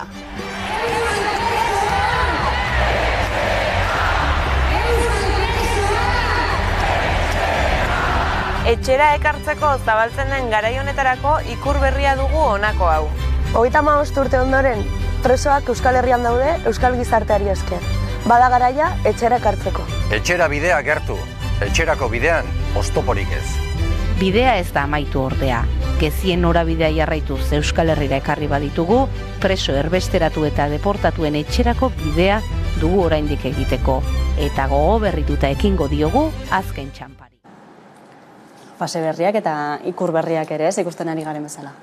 Bai, nik uste dute simboloak direla tresna bat, ez?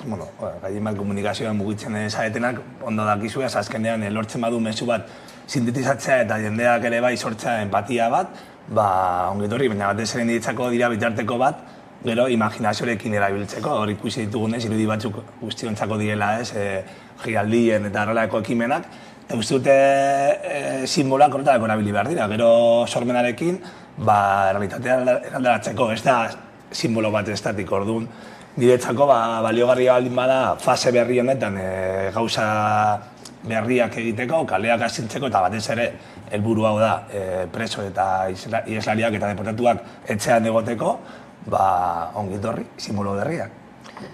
Nik uste dut simbolo horrek oso simbolikoa dela, azken finean, beti gaude aldatzen dan, mundu baten, eta oso askar aldatzen dan. Eta nik uste dut bebai,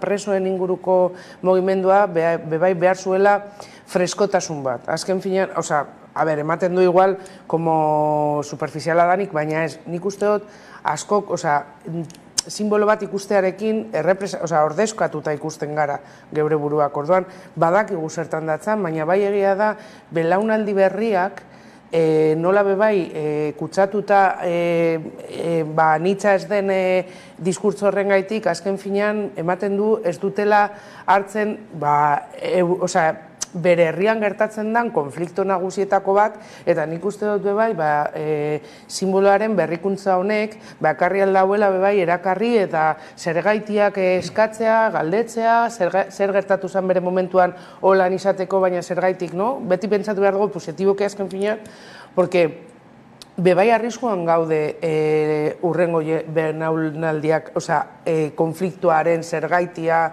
eta ezetza egiteari, orduan, Karo, konfliktua hor egon da urtez jarraitzen da egoten presoen egoera dala eta euren familiena, baina gertatzen dena da, zer gertatuko da 50 urteetan, non, hori, entxineko gauzak dira eta, baina hor simbolo bat, berrikuntza bat egon da, bebai esan nahi du, indarra dagoela, kaleetan indarra erakusten dugula, presoen alde garela pilo bat pertsona eta biztanle ez bakarrik Euskal Herrian, baizik eta Espainiako hainbat puntotan, eta bat egiten dutela, eta ondo dago esatea barkatu, baina ez goa, signora, hemen gaude, gure presoen alde borrokatzen egunero, presente izaten egunero dekogula 400 piku pertsona kartzeletan eta guztiak ez dauzela etxean, eta ekarri nahi ditugula, orduan nik uste dut beharrezkoa zala, eta oso baleogarria izan aldan, simbolikoki hori simbolo bat.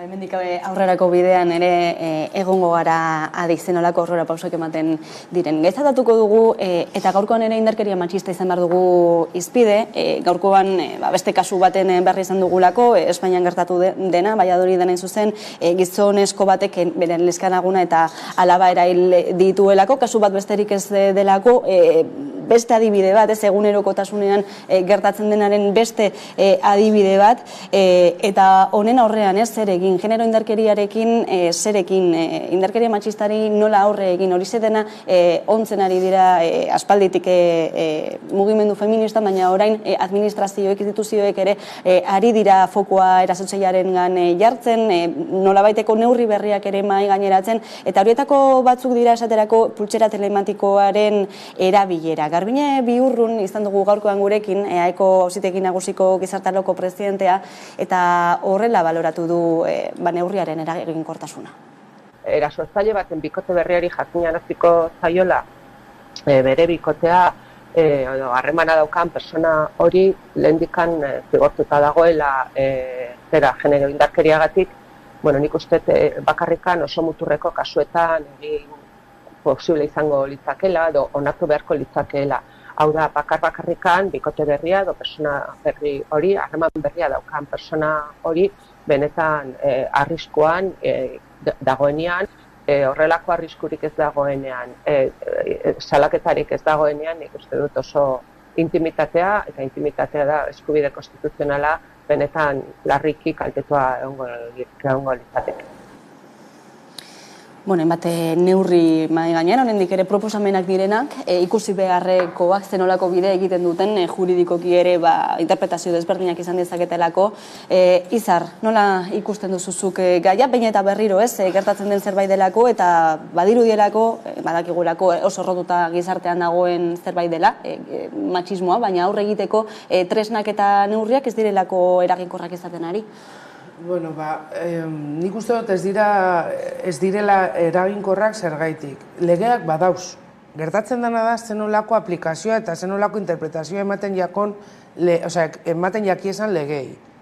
Hortik abiatuta, noski baiet errotuta dagoela, sustraietan dagoela, jendeak ondino uko egiten dutza, violentzia espezifiko bat emakumeok pairatzen dugula emakumeak izatearren, eta, klaro, beti dau konparaketa, baina zuek hemen, Euskal Herrian edo Espainia mailan, lortu duzu edana, baina eske hau ez datza honetaz. Estrukturalki ematen dan violentzia bat da, ematen dana edozein lekutan munduan zehar, eta gertatzen dana da,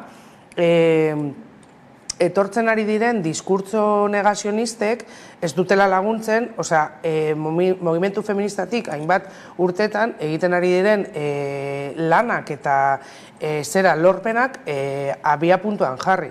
Porque ematen du, kontratu bat sinatzen zendula eta zure aita edo zure bikotea eman behar otzuela baimena, oindela 30 edo 40 urtekoa zala, que ha pasado pila denbora. Ez da horrela. Pilo bat, violentzia pairatzen ditugu egunean, kaleetan, laneetan, bikote barne, nik legeari lotuten bagara bakarrik eta Garbinek esaten duen moduan, salatu aldute inkonstituzionala dalako. Baina, ez badozu salatzen, ez dago kondenarik, ez badago kondenarik, zuzaude sartzen intimitatean eta bere oren kontra. Eta pertsona horrek salatu aldotzu.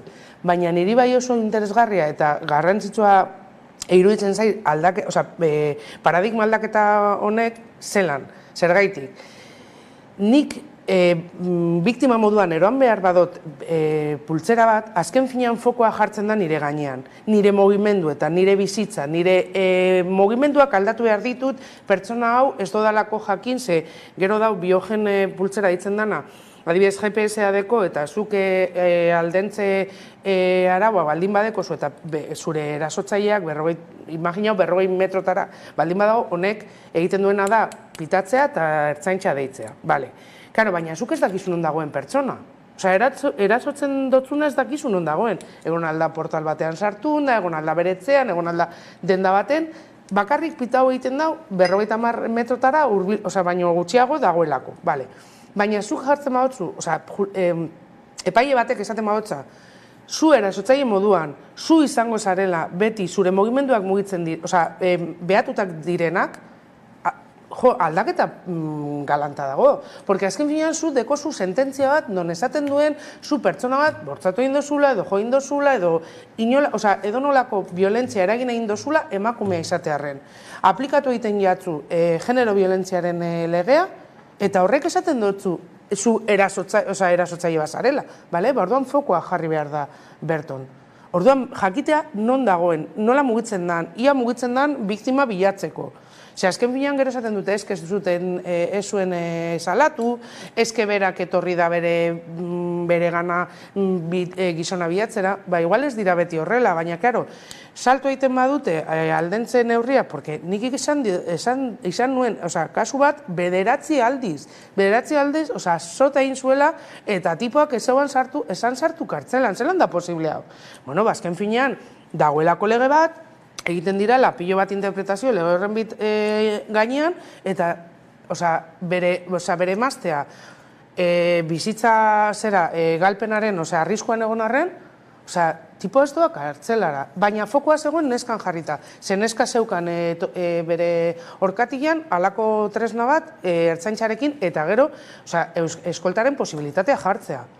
Gogoratzen duzuen, jartzen badugu komo ikuspuntua, etako jartzen zen biktima posiblearen gainean, baina bere momentuan ez ekien nor izango zen erasotzailea, baina badakigun ordan sententzia batekin, fulanito de tal kontxo, jarri bere gainean. Ez pertsona, ni emakume moduan gainera aldatu behar dut dana, sentetza bat egon arren. Beste gauza bat da, zelan aplikatu bebai, zelan egin, zelan ertzaina bebai irakatzi, porque, claro, hau bai da ikaskuntza baten eza. Ez dago generoaren violentzia inguruko zera. Ez daude derrigortuta ikasteko.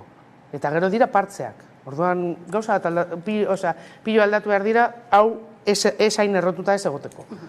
Indarkeria matxistaren errotzeaz ari garela, egunotan ere ikusi dugu berriro ere bortzatzaileen kulturaren adibide garbi bat, futbol jokalari famatu bat, atxilotua izan delako, kartzelaratua izan delako, bortzatzeagatik emakume bat, eta ikusi dugu nola bere lagunak atera diren bera nolabait zuritzen, ez, Carlos? Bai, nik bat nator Izarrek egin duen azterketarekin. Azkenean lehenengo egual da ondo esartzea zen den marko, zein den egoera, eta ez berak esan du, gaude violentzia estruktural baten aurrean, hau da, sistema berak duen violentzia bat.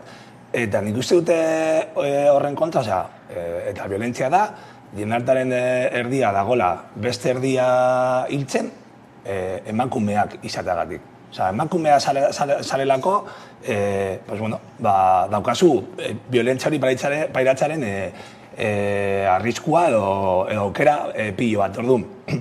Horren kontra, edo egiten du arlo guztietan, egiturazko neurriak hartu, edo egia esan, egongo dien neurri hauek segurazki izango dela partzeoak. Eta nik, esaten dudanean, egiturazko neurriak dira, salbuespen neurriak egon barko dira, eta agian hezkuntzan hartu behar dugu erronkari hasieratik eta kurrikulum barruan sartu, agian ere komunikazio edo komunikabideetan ere bai, neurri batzuk hartu beharko dira ekiditzeko ez dagoen orain diskurtso hori dena zalantzan jartzea, edo onartzea olako babeskeinuak, edo ez, kokatzea ambito domestikoan etengabe gertatzen diren gauzak eta ez, jendeak esan izatea, bueno, nik zalantzan jartzen dut, ez da, hori moztu behar da, eta arlo juridikoan ere bai, egon behar dira salbuespenak eta igual, ezin dugun alnatu da, erritmoak izan behar direla betiko erritmoak justizioarekin. Egoera oso larria delako. Orduan, edo hartzen gara hortaz eta azten gara pausu sakonak emoten arlo guztietan, baina, karo, baldin bagaude adoz, egoera larria dela, arazoa dela estrukturala, eta aukera bakarra hori ezabatzeko dela sakoneko neurriak hartzea. Eta, bueno, jokalari hauen egoera, hori delako norbait ezaguna, baina hori gizonak bizitzen dugu behintzat egunero. Osa, egunero gure konbertsazioetan dago edo deslegitimatzea, edo babes baten kubiertoa, edo esen kubiertoa, edo beti kolokan jartzea emakumearen hitza, osa, hori da etengabe bizitzen duguna. Eta hori, bueno, bakarrik batzuk ateratzen da, zeo publikoa denean, baina nik behitzan nire bizitzan, bueno, etengabe bizitzen dut hori, kolokan jartzea, ez sinistea, osa, ez da zer berria. Gertatzen dena eta fokoa jartzen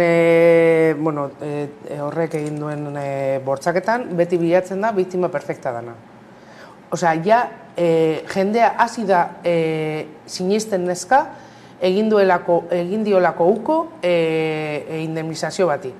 Osea, ni bortzatuta naz, ni adibidez paile batek esaten dago, ez dakitzen bat diru eman behar doztiela, eta nik pairatutako mina gainera, egin behar dudana da, uko egin horri, porque, claro, eske orduan ez naz biktima, orduan ez dut pairatu, orduan ez dut, eta kolokan jartzen da, nik esaten dudana. Beti. Osea, emakumeak jartzen duguna, esaten duguna eta jartzen duguna mai gainean, beti jartzen da kolokan. Zer gertatzen da honekin? Zuk esan bezala, estrukturala denez, sakoneko neurriak behar dira. Alde batetik, edabideek adibidez ez dute laguntzen. Gehienek egiten dute show bat biktimaren inguruan, eta, klaro, noski, gainera pertsona esaguna danean, hau da, foko mediatikoa, pilo bat, kobertura nazionala, ni flipatzen dut honekin. Baina, zer gertatzen da, dekalogo, bere momentuan, adibidez pikarak, magazinek, atara zeuan alako dekalogo bat zelan, tratamendua emoteko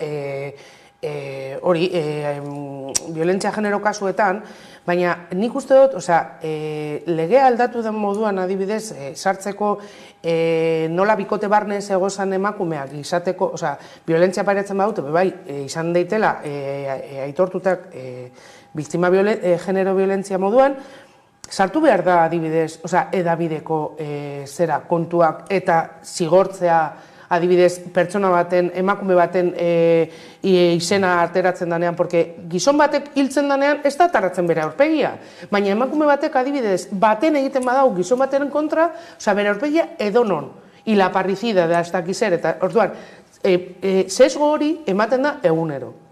Gero, zer gertatzen da, emakume batek hiltzen danean gizon bat, hau da, hil egingo bagendu guztiak egunero, baina inori ez jako importa, urtean zehar, pasaren urtean amaitu genduen, largoita mar, baino gehiago eraildak. Porque, claro, hil egiten gara, gu bakarrik erortzen gara klabau egiten ditugu dana, gu gara, hil ostean gu gara beti errudunak. Hezkuntzaren aldetik, zer gertatzen da? Ez dela hezkuntza integrala.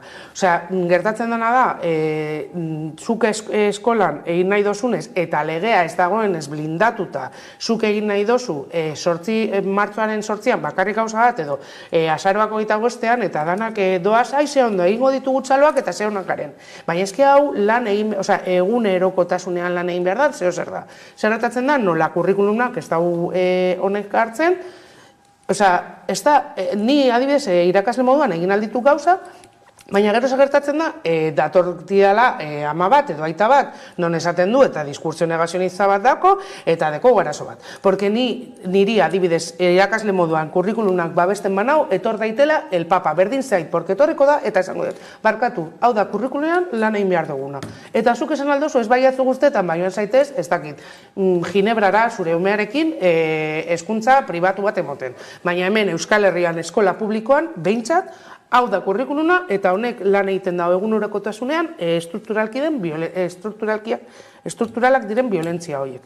Orduan, klaro, zu gainera esaten duzunarekin, da, deitzen dana kobertura maskulina, eurak, egiten dabe un corporativismo en el que, niri botaka egiteko gogoak etortzen zaitkit, askotan bilatzen dituzu tabernak, adibidez gozaltzeko, non dakizun, lekua izango dela, alik eta seguruenak emakume izan da, porque alako gauzak jarrita, Antena 3, Telecincon, que gainera, gero beste debate bat da, niri, gozaltzeko gogoak kentzen zaizkin niri, orduan, eta jendeak, eta gainera gizonak defendatu egiten dabe. Baina gainera emakume batek defendatzen dabanean, emakume horrek egon aldala gezurretan, non ez dakite zenolako prozesua pasau behar dan, porque emakume baten salaketa, heltzen daneraino paitegira, pilo bat agente sozialetatik eta eragile sozialetatik pasatu egin behar da. Hospitala baldin badago bortzaketa edo ertzaina, gero bere abokatua, gero, zelan da posible esatea, holan, igual berak bilatu dau, igual berak eskatu zeuan, berak igual provokatu dau, barkatu. 5 pertsona zuk egun, kontau behar dozunean bortzaketa bat, zabaldu apurtu behar zara 5 aldiz. Nork nahi du horrek? Nork nahi du hori? Inork. Baina gero kolokan jartzen da, guk emakumeok esaten dugunara, egunero. Eta ja ez da, nekagarria da, impotentzia brutala sentitzea, porque gainera, ikusten dozu nola emakume bat agertzen jatzu holan aurpegia apurtute, eta ala ere kolokan jartzen da, esaten dagoana. Nik lan egiten dut horretan, eta benetan, ez dau laguntzarik, ez dau babesik, beharrezkoa dan, hainbeste babes, eta emakumeak askok ez dute salatzen dakituelako, kolokan jarriko dala bere testigutza. Zer gehiago esan honi buruz, lan aldia daukagula. Egunerokotasunetik hasten dela lana, pertsonalki hasten dela lana, eta kontuz esaten denarekin eta esaten ez denarekin ere. Hemen utziko dugu indarkeria matxistari buruzkoak, beste gai bat ere jorratu behar dugulako gaur hori da errefuxiatuena, hain zuzen ere Madriletik etorri den proposamen proposamen horren gainean sortu den ikamika behar dugulako, bakizue Gasteizen Arana klinika izan dakoan errefuxiatu zentro bat eratu nahi duela Madrilek, eta honek ikamik handia sortu duela batez ere alderdi politikoen artean, ikusiko dugu eta gero komentatuko dugu zer gertatzen ari den. 10 urte zitzita egonda Arana klinika, baina azken egunotan atera den albistearen arabera, 2024an nazioarteko babeserako harrera zentroa izango da. Instalazioek 350 plaza izango dituzte eta 13.000 metro kuadroko azalera. Proiektuak zenbait erreakzio sortu ditu, gehienak zentroaren aurka. Gasteizko udalak, Arabako Foru Aldundiak eta oposizioko taldeek gogor kritikatu dute proiektua. Oposizioko taldeek ez dute begi onez ikusi proiektua, ezta EAJ eta PSE alderdien jarrera ere. Are gehiago, PSE proiektuaren sustatzailea denean, eta EAJak onartu duenean hilabeteak zeramatzatela gobernuaren asmoaren berri izan da. Makrozentro hauek ez dute balio, ez diote mesederik egiten behar bezalako hartatzeari errefuxiatuei eta laguntza eske datozen pertsonei. EAJak berriz proiektua birbideratzeko eskatu dio Espainiako gobernuari. Baina 1000 plaza horrek etxe bizitzetan eta errekurtso txikietan dagoz. Eta keio behar diez, horretan danok gauza adoz. Ez gauzen adoz da ereduagaz. Eta inoiz ez era formalean, ez era informalean ez dugu jaso informazioa esaten asmoa zala 350 plaza planteatzea errekurtso baten. Gauza, korrela eneko Anduezak PSN idazkari nagusiak salatu duenez, lehendakariak eta Artolazabal sailburuak aspalditik ezagutzen zuten proiektua eta kritikatu ditu egin dituzten adierazpenak. Hablaba de retización, incluso del riesgo que hay de provocar conflicto social con esta cuestión. Díganme ustedes si eso no es hacer un discurso xenófobo o un discurso, como ella misma diría, un discurso peligroso.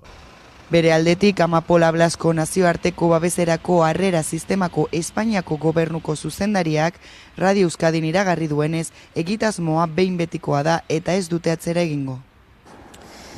Hortxe, azken egunotan gertatutakoaren laburpena, entzun ditugu batez ere ordezkari politikoen hitzak, izan ere, badakigu, maiatzean izango direla hauteskundeak eta gai hau ere kutsu elektoralista argia duelako.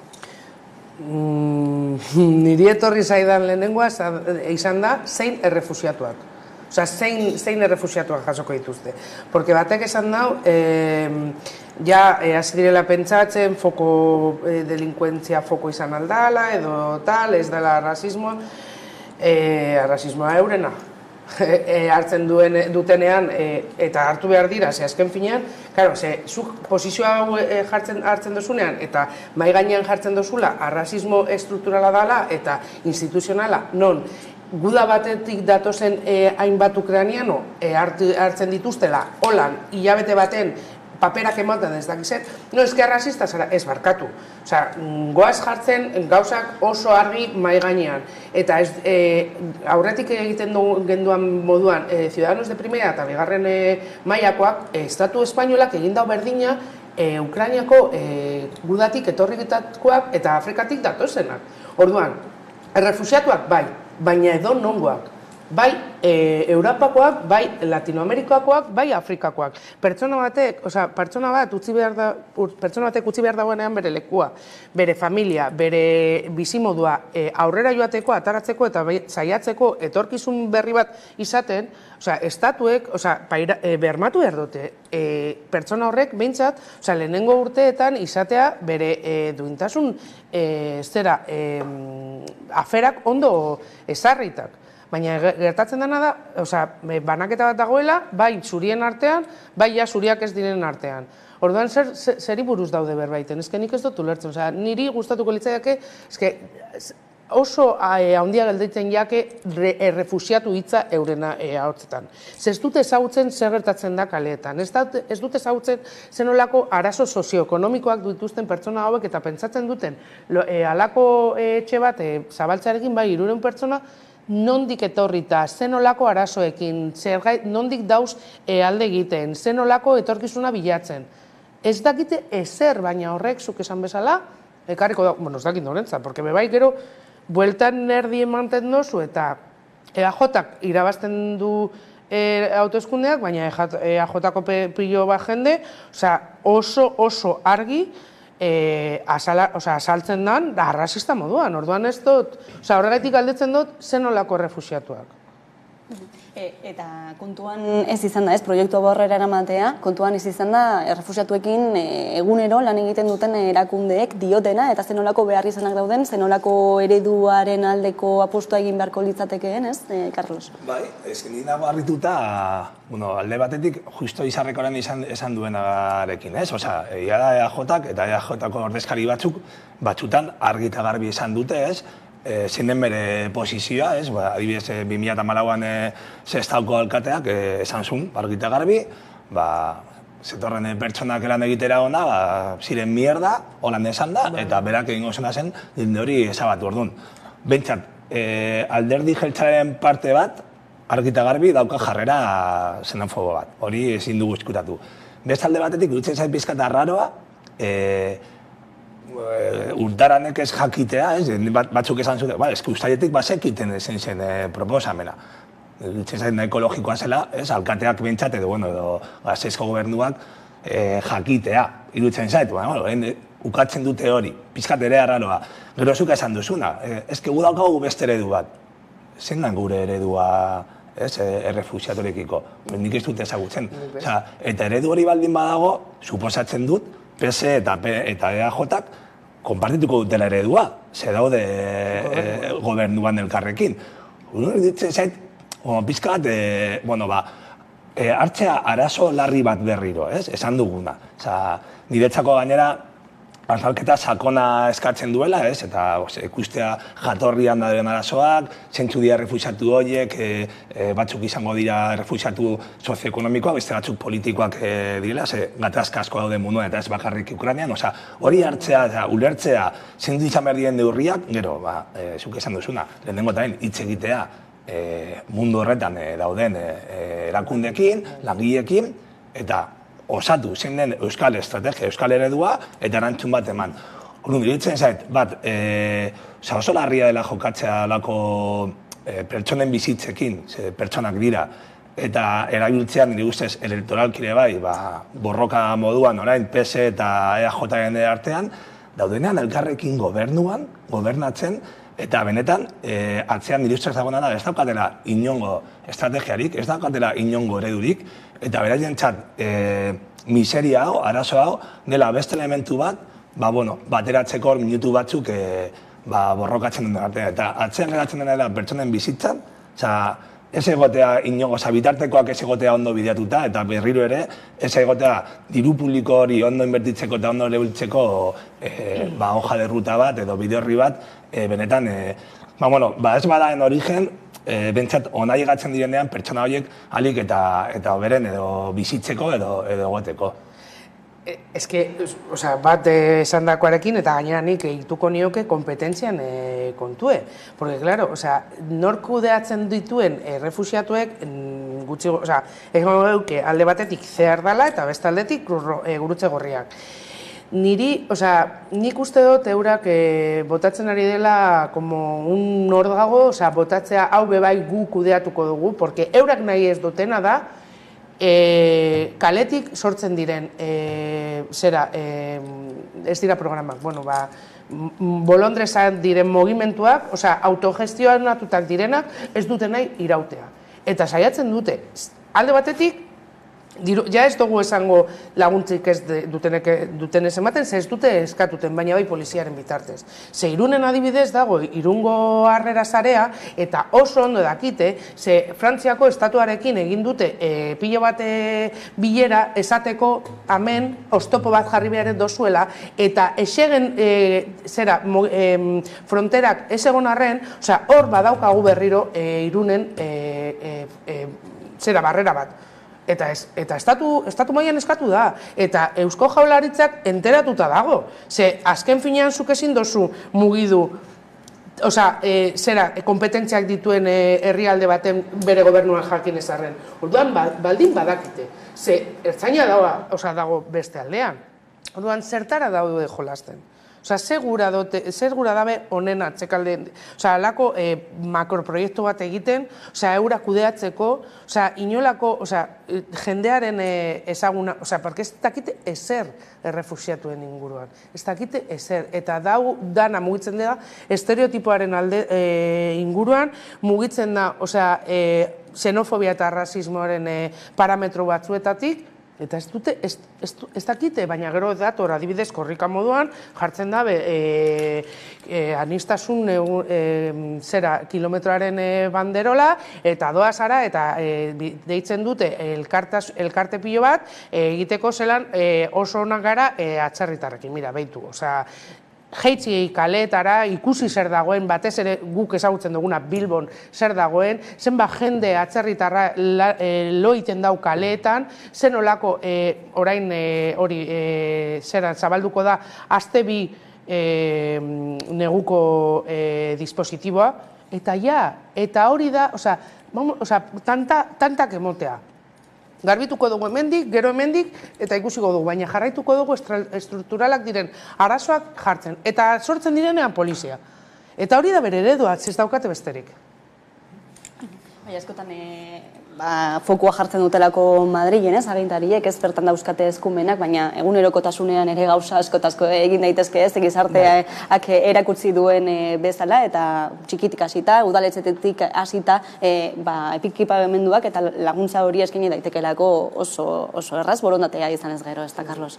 Ez dago borondatea, dago fokoa, justo orain, Bilbon azken astean egon da eztabaida bat ere bai horrekin, uste dute datuak direla 280 pertsonek lo egiten dutela kalean egunero, eta uste dut direla datu batzuk udalak ere onartzen dituenak eta Caritasek emandakoak, pentsa dezagun 8 honekin egotea kalean lo egiten, hor kasuistika gainera oso anitza da, dinotorde dauden pertsonak, hori niretzako Bilbon moduko hiri batean arazo larri bat da, hori konpondu behar da, baina pasen azteko gobernuaren iragarpena izan zen, alberge bat irekiko dela peregrinoentzat. Bueno, ongi etorri turismo, non jartzen dugu fokoa, zen da